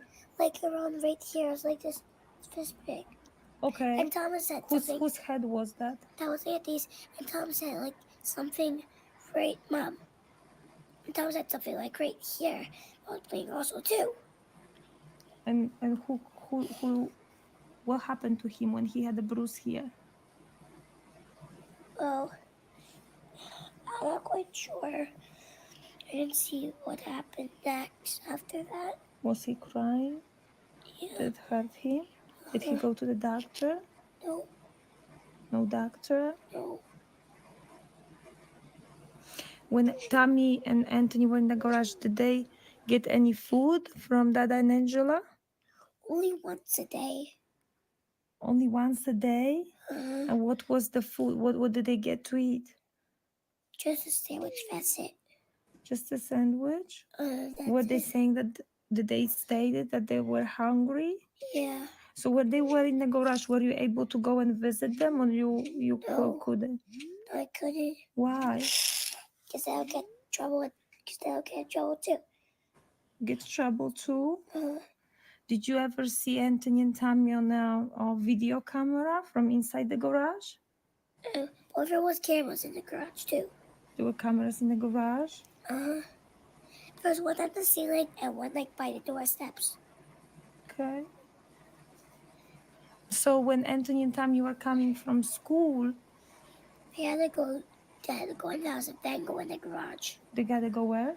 They had to go in the house to get through and then go in the garage. But for what? What was the reason that they have to go in the garage immediately? Because they kept on peeing in their pants. Oh, God. But did they have accidents in school? No. So why? So if they didn't have accidents in school, that's because we go to the bathroom at school. The teachers allow them. Okay. And what happened at that? He said the teachers allow The them. opposite. He says it's so like This is just what it is. The teachers allow them. It's the opposite at home. They were forcing them to have accidents. Thank you for telling me that. The toy stores across the country. Those higher ups wanted the world to believe that it was just the parents and that at the end of the day, it would be the father and the stepmother and the mother to get in trouble for this. And look, they are the only ones so far that have. But as you can see, this goes way past just inside the home. These boys talk about after in those writing reports that they're literally too horrific to read, literally. They basically say that they were, in so many words, drugged, that they were taken to people's homes. They had to do things for more than 4 or 5 people. Some of the faces were some were somewhat familiar to them. Because you got to remember, they don't take what Anthony says so much. They take more of what Andrew says. And none of this stuff, Joshna was able to enter into any type of evidence for anything. And then she started new recordings, basically all over again for her civil suit. So that's why you see a lot of videos from 2016. It slows up in 2017 and it picks up again. And then she gets all of Andrew basically, saying what happens. Now, these are just pictures, evidence from the garage. Here's Tommy's book bag that Mike walked right over. But remember, Tommy was already in the driveway running to the bus, but somehow his backpack was just still in the garage. Those were the videos. Oh, these are the videos you were talking about. Okay. And these are just, I don't know if you want to play them all. They're just testimonies of the teachers and things like that. We can play a couple of them. Now, See what those we were the have here. words from the lead detective on the stand today describing what he Finish heard the story, while too. investigating 8-year-old Thomas Valva's death. He said he heard it as Michael Valva and Angela Polina were talking about deleting video from that day on their home surveillance system. News 12's crime reporter Krista McNally was in the courtroom as that video was played and has the latest information. That's right. Sergeant Norberto Flores said that he heard in surveillance video former NYPD officer Michael Valva saying, quote, "Change the password now." Now, he said this in the presence of other NYPD personnel after Angela had said in this surveillance video that she had deleted videos from the morning that Thomas had died. There was Nest surveillance cameras throughout the Valva Polina home. As News 12 has reported, Detective Guy Gehrig testified. The time he was given the name and password to the system, most of the video prior to 1 p.m. on January 17th, 2020 had been erased. A chronological timeline of the video that was not deleted from the dog's room in a pantry area, the boys' room upstairs, a neighbor's Ring camera, and a few other areas were played in the courtroom. The prosecution has claimed Thomas and his brother Anthony slept in the family's garage for months, and the night leading up to Thomas's death, it was 19 degrees out. In the audio from the dog's room camera, you can hear Michael Valva screaming, quote, "What is wrong with you?" And he also said, quote, "Wake up. Are you alive? Are you alive? Are you alive?"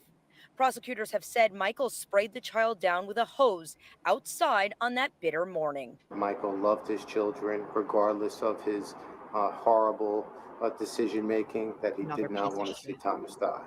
You can also hear Michael saying about Thomas, quote, "He was cold, boo, expletive, who." Meanwhile, texts between Angela and Michael were also read in the courtroom. The text referencing Anthony's behavioral issues as the reason he was in the garage. And Michael said to her on one occasion, quote, "My son is not going to be treated like an outcast anymore." It was clear from the text messaging that was brought out in the evidence today that it was Angela who exiled Anthony to the garage as early as 2018 into 2019, and Michael resisted her exiling Anthony to the garage. He fought her on it. We also saw a lot of videos today of the boys sleeping in the garage, even a tent outside, and the text between Michael and Angela that correlated with those videos. One of the texts from Michael to Angela reading, quote, talking don't work, maybe a bloody face will. And now we did see a video today as well of Michael hitting one of the boys in the garage. The alleged reason for the boys having to sleep in that garage was toileting and behavioral issues. Now, Michael Valva has pled not guilty to the charges he is facing, and this case will continue tomorrow. That is the latest from Riverhead. Krista McNally, News 12 Long Island. And I just want to make sure that you guys all understood that part of the audio and footage that or audio that they played in court came from a camera that was in the dog's room. The dogs had a bedroom that they slept in. It was from the dog's room. And the garage was named the kids' room on the Nest Security, where they label the rooms. The garage, the kids' room. Oh, you fucking. That is so ridiculous. I can't. We talk about that 5 minutes all the time, what we would do with it. Yeah, I reserve mine for them, for sure. The teachers get me. The teachers wore blue on the day of the, when they came to testify. Called an expert on hypothermia to the stand today in the trial of Michael Valva the for dogs the had murder it. of his son. The doctor testified that despite his low body temperature, Thomas may have been able to be saved. News 12's crime reporter Krista McNally has been following this case. She's live now at Riverhead Court with those details and eye-opening testimony today, Krista. Dr. Kenneth Zaffron was called to the stand as an expert witness on hypothermia. Now, the defense's witness said that even if a person who is hypothermic has no vital signs detected, they potentially could still be resuscitated. The doctor said even with Thomas's body temperature at 76.1 degrees when taken at the hospital, the 8-year-old could still potentially have been resuscitated. He says that could have happened even hours later. As soon as they get to the hospital, there's a rectal temperature of 76.1 degrees. So that would have been an immediate sign of hyperthermia, right? So immediately there should have been measures taken. Thomas Valva was declared dead at 10:27 in the morning at Long Island Community Hospital. One-way Dr. Kenneth Zaffron, an emergency medical physician from Alaska, says Thomas could have been treated was with an ECMO machine, which that hospital was not equipped with. He said that hypothermia slows down the brain and heart, so a person could appear to be dead, but potentially is not. The prosecution argued that Thomas had no pulse, was not breathing, had blue lips, and appeared lifeless when police arrived at the Valva Polina home. Even in the hospital, they say the father did not disclose that the child slept in a garage, was brought outside naked that morning, and sprayed down with a hose. The prosecutor said everyone tried to save the little boy, except Michael Valva, because he lied. Michael Valva can be heard on the 911 call saying his son hit his head. He did not mention anything about him being exposed to cold conditions. On cross-examination, lead prosecutor Carrie Ann Kelly asked the doctor if the boy died from complications of hypothermia. His answer was yes. The prosecution has said Thomas Valva and his brother were forced to sleep in the garage for months leading up to the child's death. And on the day he died, it was 19 degrees out.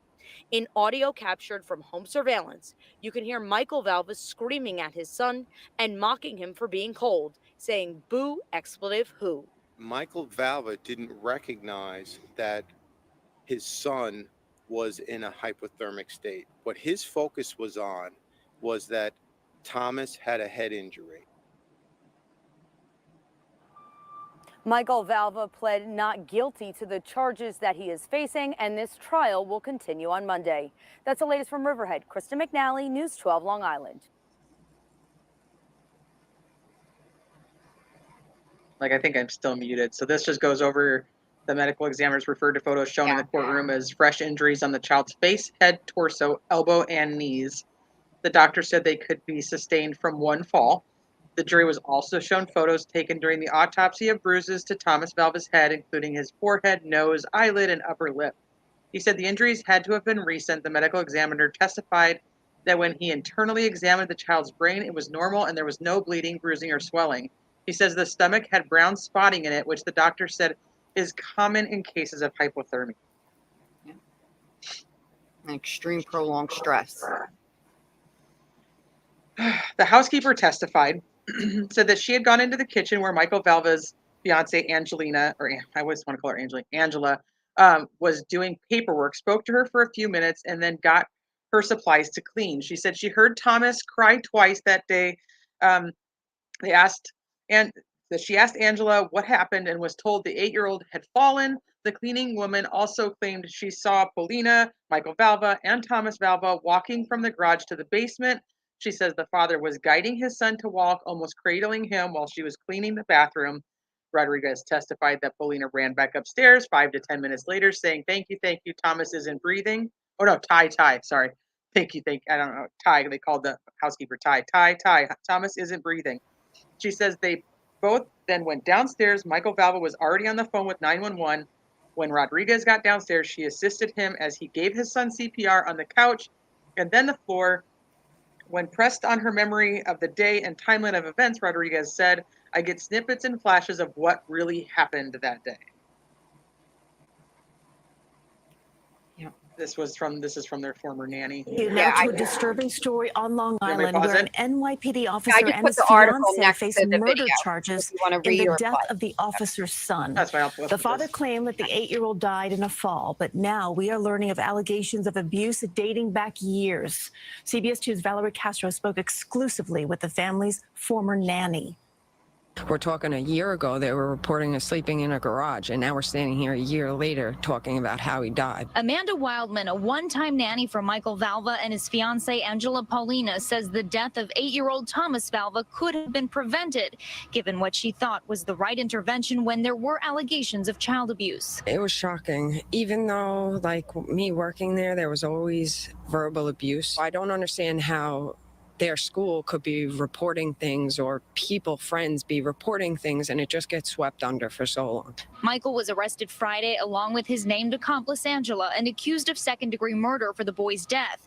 Suffolk County police say the boy with autism was allegedly locked in an unheated garage overnight as punishment with no mattress or blanket and beaten, later dying of hypothermia.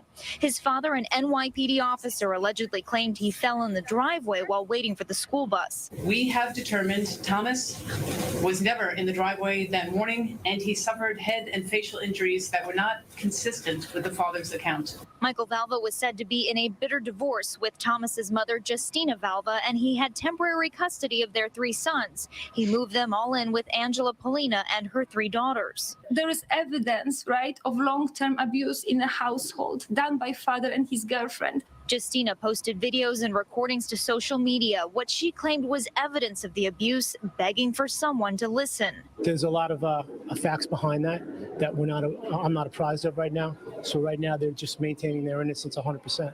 CBS 2 News obtained school district reports from a nurse and psychologist detailing that Thomas and a brother came to school hungry and in urine-soaked clothing. Suffolk County Social Services confirms child neglect was reported in 2018 and says several safeguards were ordered to include court-ordered home supervision for a period of 1 year. Wildman stopped working for the family later that same year. CPS was already involved in their life, so I felt if something was going to happen, it would be caught, but I guess maybe from him being a NYPD officer, he kind of worked his way out of that. Michael and Angela are facing 25 years to life in prison if convicted. They are due back in court next week. From Santa Mariches in Suffolk County, Long Island, Valerie Castro, CBS 2 News. This is so absurd to me. So they were ordered to have court mandated home supervision, basically, or home like inspections by CPS, and still nothing. Okay, so leading up to Thomas's death, they were shown in court illustrate growing frustration and anger by Michael Valva and his ex-fiancee over the Valva brothers' incontinence issues. On the 16th of 2019, after finding out his son soiled their pants, Michael texted Angela, I'll beat them up again. Talking don't work. Maybe a bloody face will. He already peed. No problem. I'll be kicking his ass again. Tell them I'm going to kick their ass again. Like I said, I'm going to hit them with a belt. You mother. Prosecutors also showed surveillance video taken inside the home. Okay, we know all these.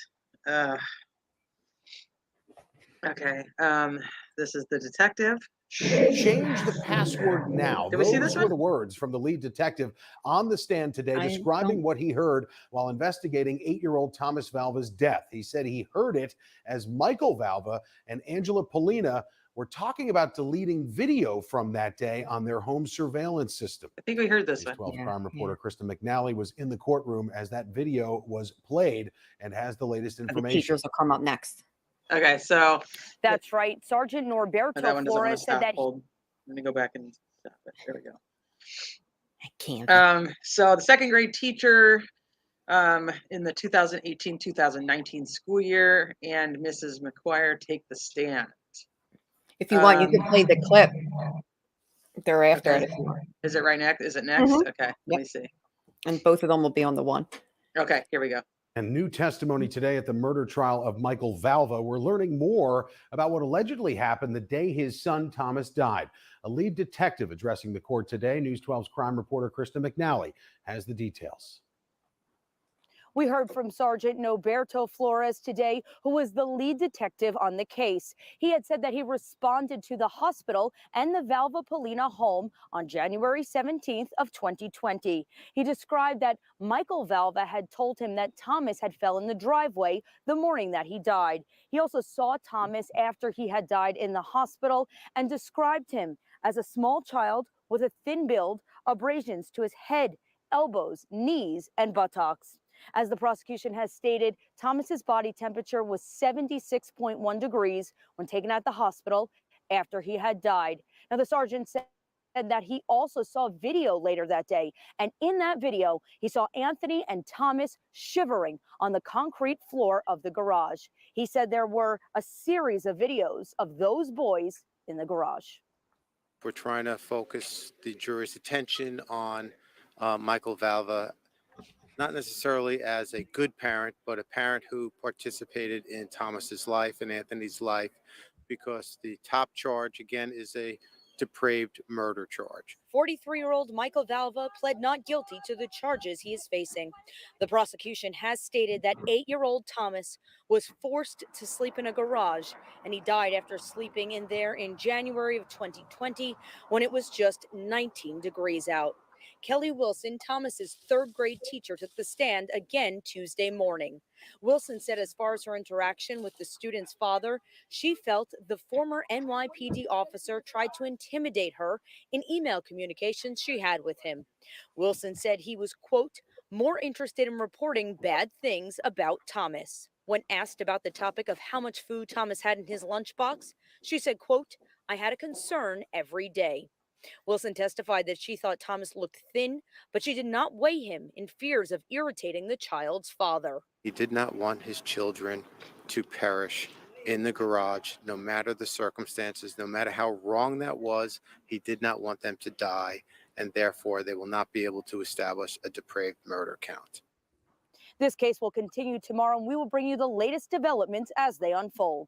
That's the latest from Riverhead. Krista McNally, News 12 Long Island.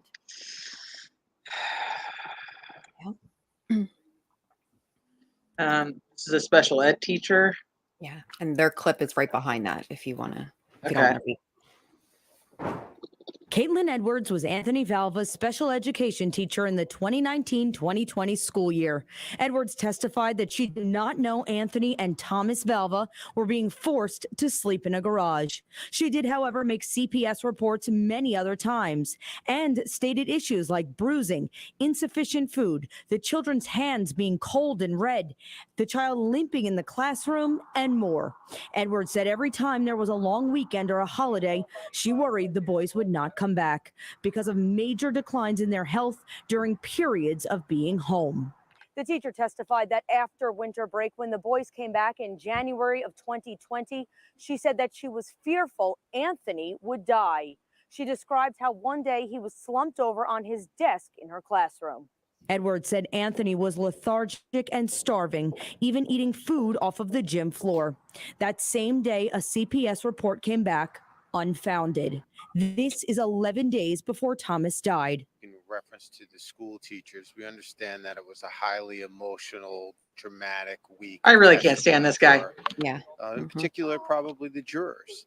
But what we're asking is that the jurors focus on the actual evidence. And when the defense pressed Edwards that's on not if actual she evidence. documented that she thought Anthony would die, she said, quote, No, I didn't write I thought my student was going to die in my logs. She did say police were called on former NYPD officer Michael Valva when he brought his gun to school and said that was not the only issue reported to police on that occasion.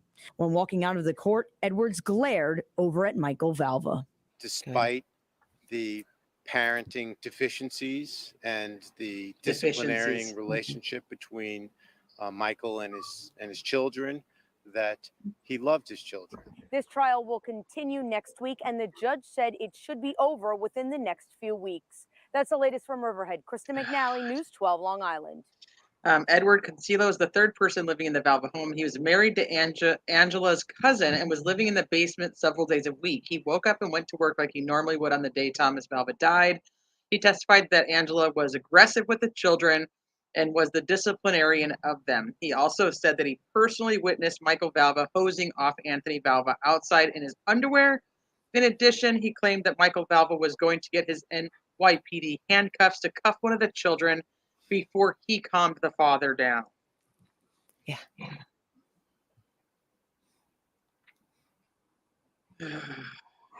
Oh, this is the principal. It's the principal. He testified that all 6 children from the blended family attended the school and that he knew the family well. He described how both Thomas Valva and Anthony Valva were on the autism spectrum and quickly moved to a gen ed class because of how smart they were. Said he then noticed a decline in the children, saying Anthony Valva lost 20 pounds in a year. 20 pounds? 20. And I think Anthony at the time was what, 10? And the brother's food and weight was then monitored by the school. The principal also says that the boys were potty trained initially and then were sent to school in pull-ups the following year and sometimes in urine-soaked clothes.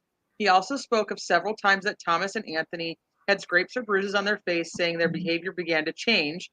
He said Anthony Valva was kicking and screaming that he would not get off the bus because he was told he would be taken to Chuck E. Cheese as a reward for that behavior. The parents then later said that was not the case to the principal and told the boy over the phone to go to class. The principal says Child Protection Services reports were filed many times and that the school flooded the CPS hotline. See, it was the principal. CPS hotline that goes to Albany when it was not happy with the results of those reports. He said Anthony Valva would wear a red sweatshirt provided by a teacher and that Thomas Valva would always wear his coat in school, describing the boys as frequently cold and red. The teachers were giving them jackets and food. The bus driver testified that she saw the other children running from the home to the bus stop on Bittersweet, which is just an ironic name, Sweet Lane, the day that Thomas Valva died. The driver said she asked the other children if Thomas was coming, and they said no. She drove all 6 of the children to and from school every day. She would get the middle school age children first and the younger ones after. She described Thomas saying he was a good boy and he listened to the rules.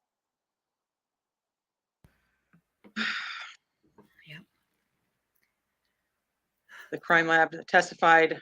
So Jennifer from the crime lab testified about pieces of evidence that were partially burned, including a crib mattress from the garage. Said that there was an overwhelming odor of an ignitable liquid that she could smell on the evidence. The crib mattress photographed on the day of Thomas Valva's death was not burned, but a week later when it was removed for testing, it appeared to be charred. So they tried to burn it afterward because they thought maybe it had evidence on it, I bet.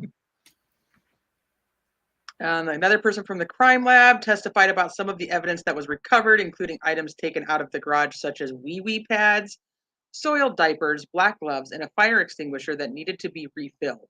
She said papers in the garage included letters saying, "I will not pee my pants, I will listen to mom, and I will not poop myself."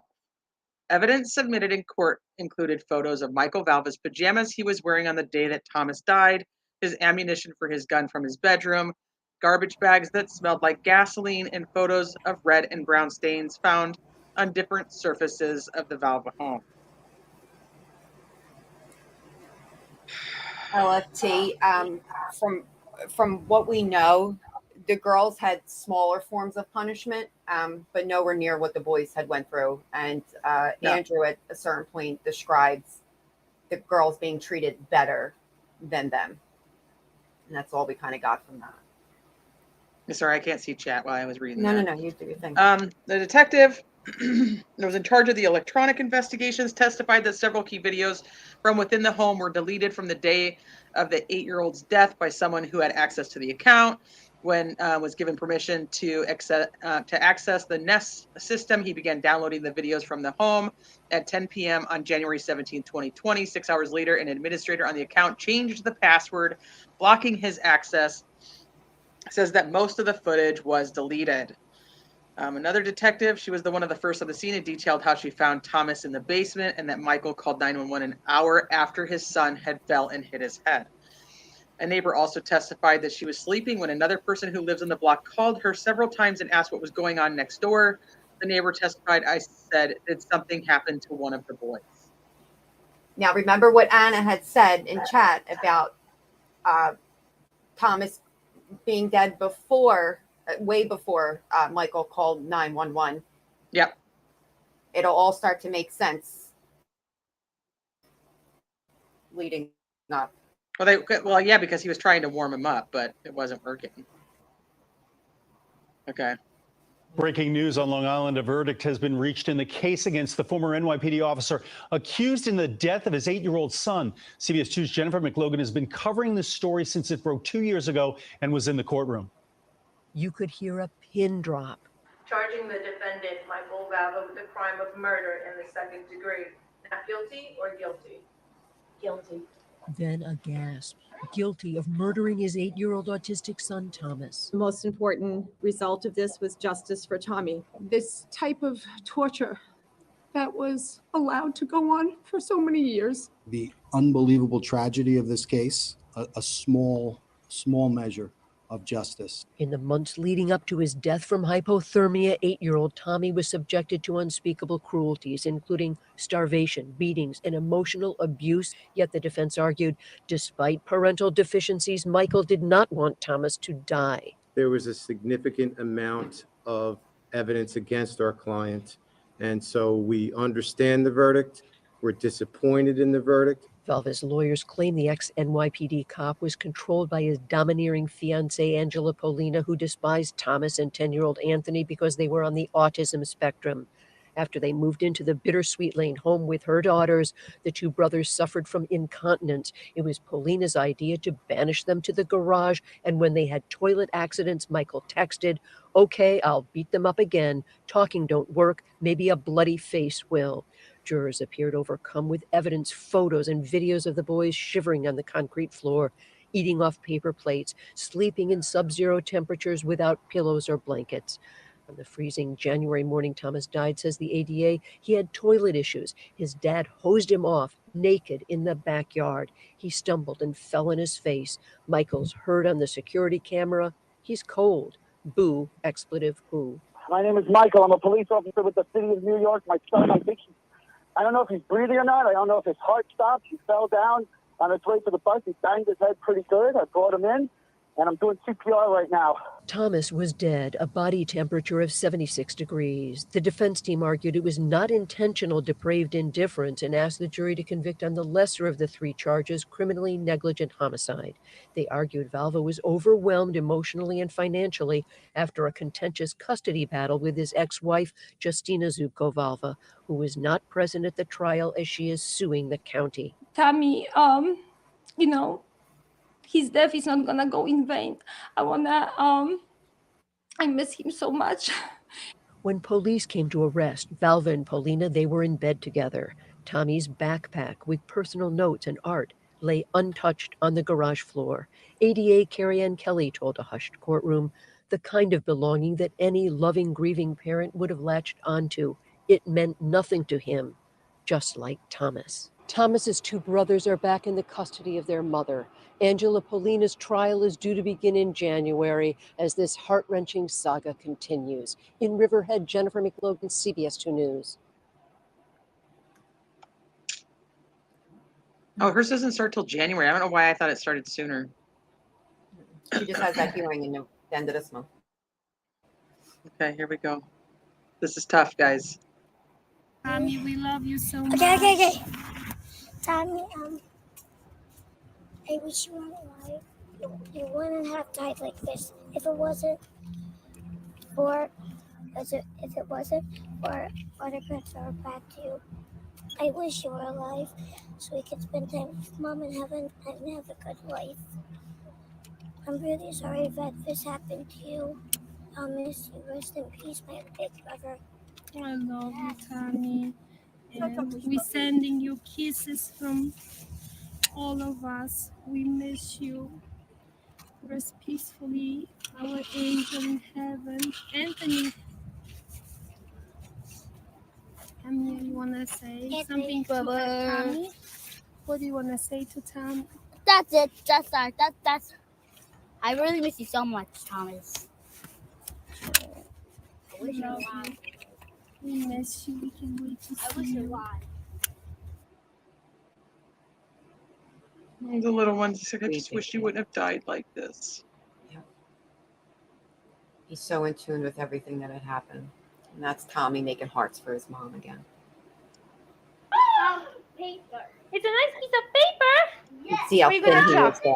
A heart. A heart? What heart? What kind of heart? M. And a V.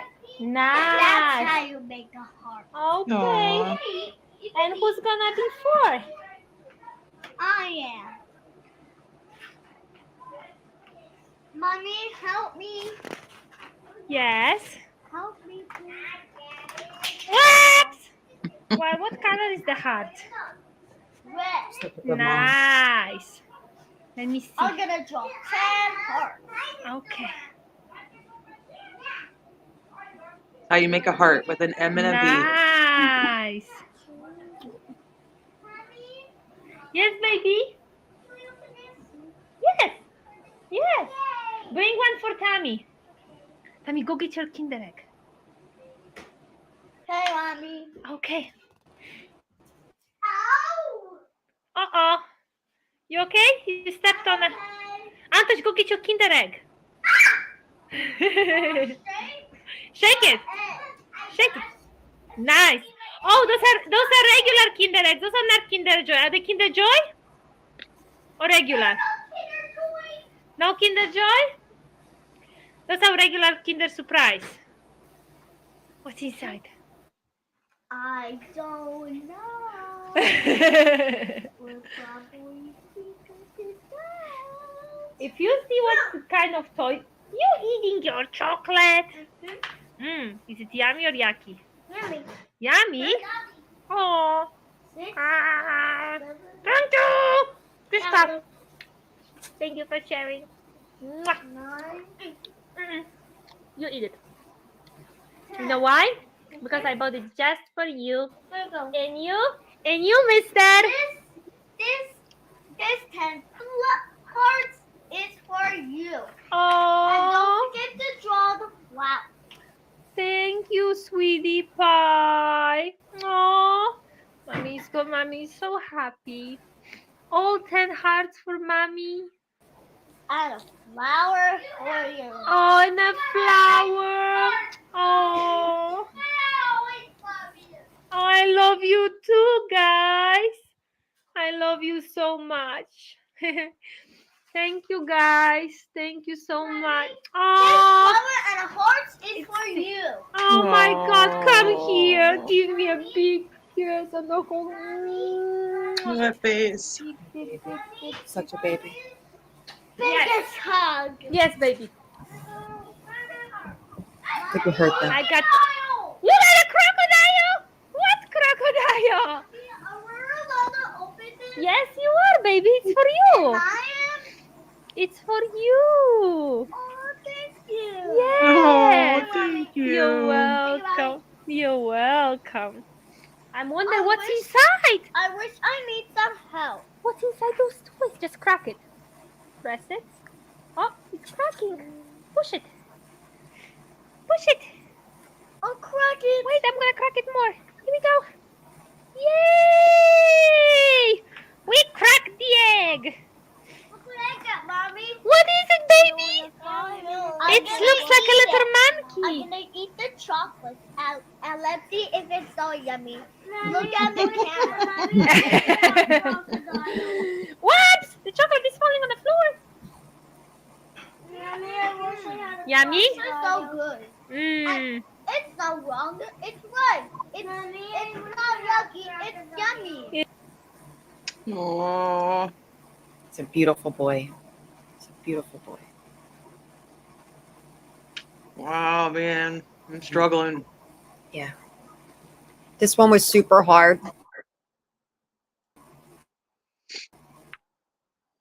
But it also, you know, like sometimes these cases and it's like, you know, we already know the direction it's going into. It's like we feel, you know, this one went and then it went the whole other, I didn't know anything about this case. You're cutting out, I didn't honey. even know, like, I didn't even get that the trial was happening. None of it. I just, you know, like it just went into it. And then I saw the direction it was really going and the real bigger picture here and what they wanted it to look like and they wanted it to be. And no doubt it was his father and stepmother doing these horrific beatings, so to speak. But there is a way bigger picture here. And there are more Tommies out there.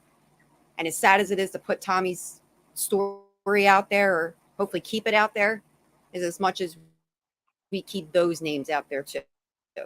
The Donna McCabe's of the world, Judge Zimmerman, Judge Lawrence. I mean, we can keep going with names. These people should not be practicing law. They should not be they shouldn't be judges. They shouldn't be anything. Knowing that they have the power that they have, and there are children in their hands, literally. And horrific things are being done to them. Active. And then in result, they're still they're falling under this. Exactly. And these kids will get thrown under this CPS bullshit, and then they get thrown under like, oh, they, you know, they're abused by their parents, and then they get taken, they put in foster homes, or then, you know, you have a Tommy situation or something like that. And then here, there was a judge, an AFC, all these people above watching this happen, watching it actually happen, even with the mother bringing forth everything they needed, audio, visual. What else more? I mean, that is evidence. Is that not hard evidence at that? She produced everything for this. These people need to be taken out of their positions. They need a nice ass sweep of this entire fucking system inside and out, because our kids aren't safe at all, no matter how hard we fight. And we just watched Justin do that for 3 fucking years in a row. 3 straight years, how hard she fought. And she's still going. Oh, yeah. She lost her kid. She warned them all it was going to happen. She lost him. He's gone. Yep. And she's still trying to fight. Yep. For change. And here's the thing is, she's not even from here, and she's fighting harder than people who are here. Yep. She's not exactly, T. She's not even here. And she knows that there's those set of kids out there that whether they're under them or somebody else, she's using that voice. She's using Tommy's story. She's putting out all that stuff. There are people, they are very much against her putting out those videos and things like that. And she's like, you know what? I don't care. I don't care. This is it. This is what it is. This is real. This is my situation. This is what happened. This is what happened to my son in real time. We watch a beautiful life come up, and then we watch a beautiful life taken from the person who's supposed to protect them, and knowing that he was guided through this shit by nothing but government officials. You're just like, wait a second. Come on, man. Like, nah. There's tons of Michael Valvas out there with those perfect scenarios for these people in them higher up positions to do all that weird and disgusting stuff to kids. He just happened to be in the right situation for them. Too much. I agree with Anna. If you're not getting anywhere with CPS and you're learning that everything is getting shut down, start contacting other people. Don't stop there. I mean, I think that most people that are around just think like, okay, I called CPS. I did kind of what I was supposed to do, but I don't know. I mean, obviously we, you know, us in true crime know that how often it's failing because of how many kids cases we end up covering, and CPS was involved and was aware. But I don't think like the normal everyday person, there's like, okay, we contacted CPS. That's what we're supposed to do. But it's true. Like if you're not getting the response and you're still seeing these issues, you've got to keep going. You've got to keep pushing. It's sad, but I mean, we say it all the time. If we don't build that wall around our children and stand together and help each other, You see something, you say something. And I know that sounds so cliche and it's just, but I don't care. Our children are not safe. They need a voice. They are not, I mean, shit, there's adults out there that don't even know how to get the right help and are in horrible situations. Imagine being a child. You're completely, I mean, you're completely vulnerable. You're not, let alone if it's happening with your own parent. Like, it's just, and even with another parent who's got full eyes on it, fighting tooth and nail to make sure it's not happening. And look, it was still happening. We have to make a big deal about shit. We have to, we have to make an uproar every time these things happen. Sadly, we do, because there's predators being made every single day, and they come in all different forms. This was a heavy one, man. Yeah. I feel like I can come back to YouTube a little bit. Like outside, like this case, because of the audio and the visual and all, you get really connected. Like you feel very close to Justin. You feel very close to those boys. This chat, very protective. Like I agree, guys. We could all go in and choke the shit out of somebody right now. I'm sure of it. Just know, please keep sharing his story. Share kids like this stories all over if you can. Please. You will be. You never know the set of eyes that are on it. You never know where it'll get to. You never know who will share after your share. You guys have communities and people that we could never touch, It's true. They all said something and they were all ignored. Yep. The system is so screwed up. It's almost at the point where it's like it's not fixable. It needs to be destroyed and start from the bottom up with just a whole new set of everything, because it doesn't, it's just nothing's changing. Right. The protest should be, this is exactly what I've been saying. Like, that's where protesting needs to be. Right now. Yep. Boom. Perfect. Right there. This is where, yep. LFT, thank you for a lovely, emotionally traumatizing night. I know. I'm like, I'm so we love sorry. you, LFT. We I do. know, Thank you. I know. I thank you guys. Thank you guys all for being here. Thank you guys.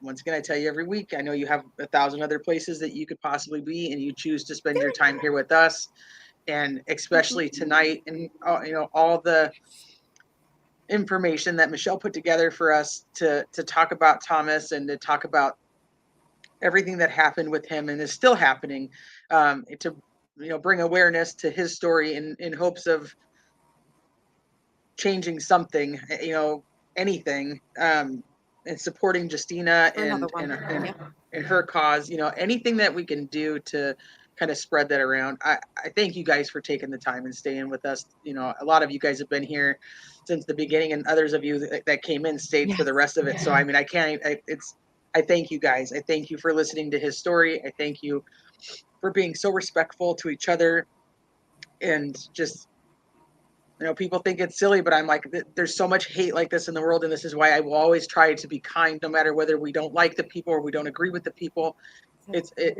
We've got to try to be kind to each other so that we can help each other when the time comes. Yep. This is it. It's heavy, it's deep, and I hope that you guys are able to go and somehow, I don't know, say a prayer, do something kind for somebody else. Go hug your kids, go hug your significant others, hug your parents. Yep. Be thankful for all the good things that you have around you, and do your best to try to enjoy your weekend with your loved ones, and just try to just be kind. That's it. It is what it is. Yeah, he is in jail. He was convicted last week on second-degree murder. The stepmom, her trial starts in January. Hey, Max. Hi, Max 2002. And thank you guys for being here. Oh, Honestly, thanks, Gigi. No, thanks, Gigi.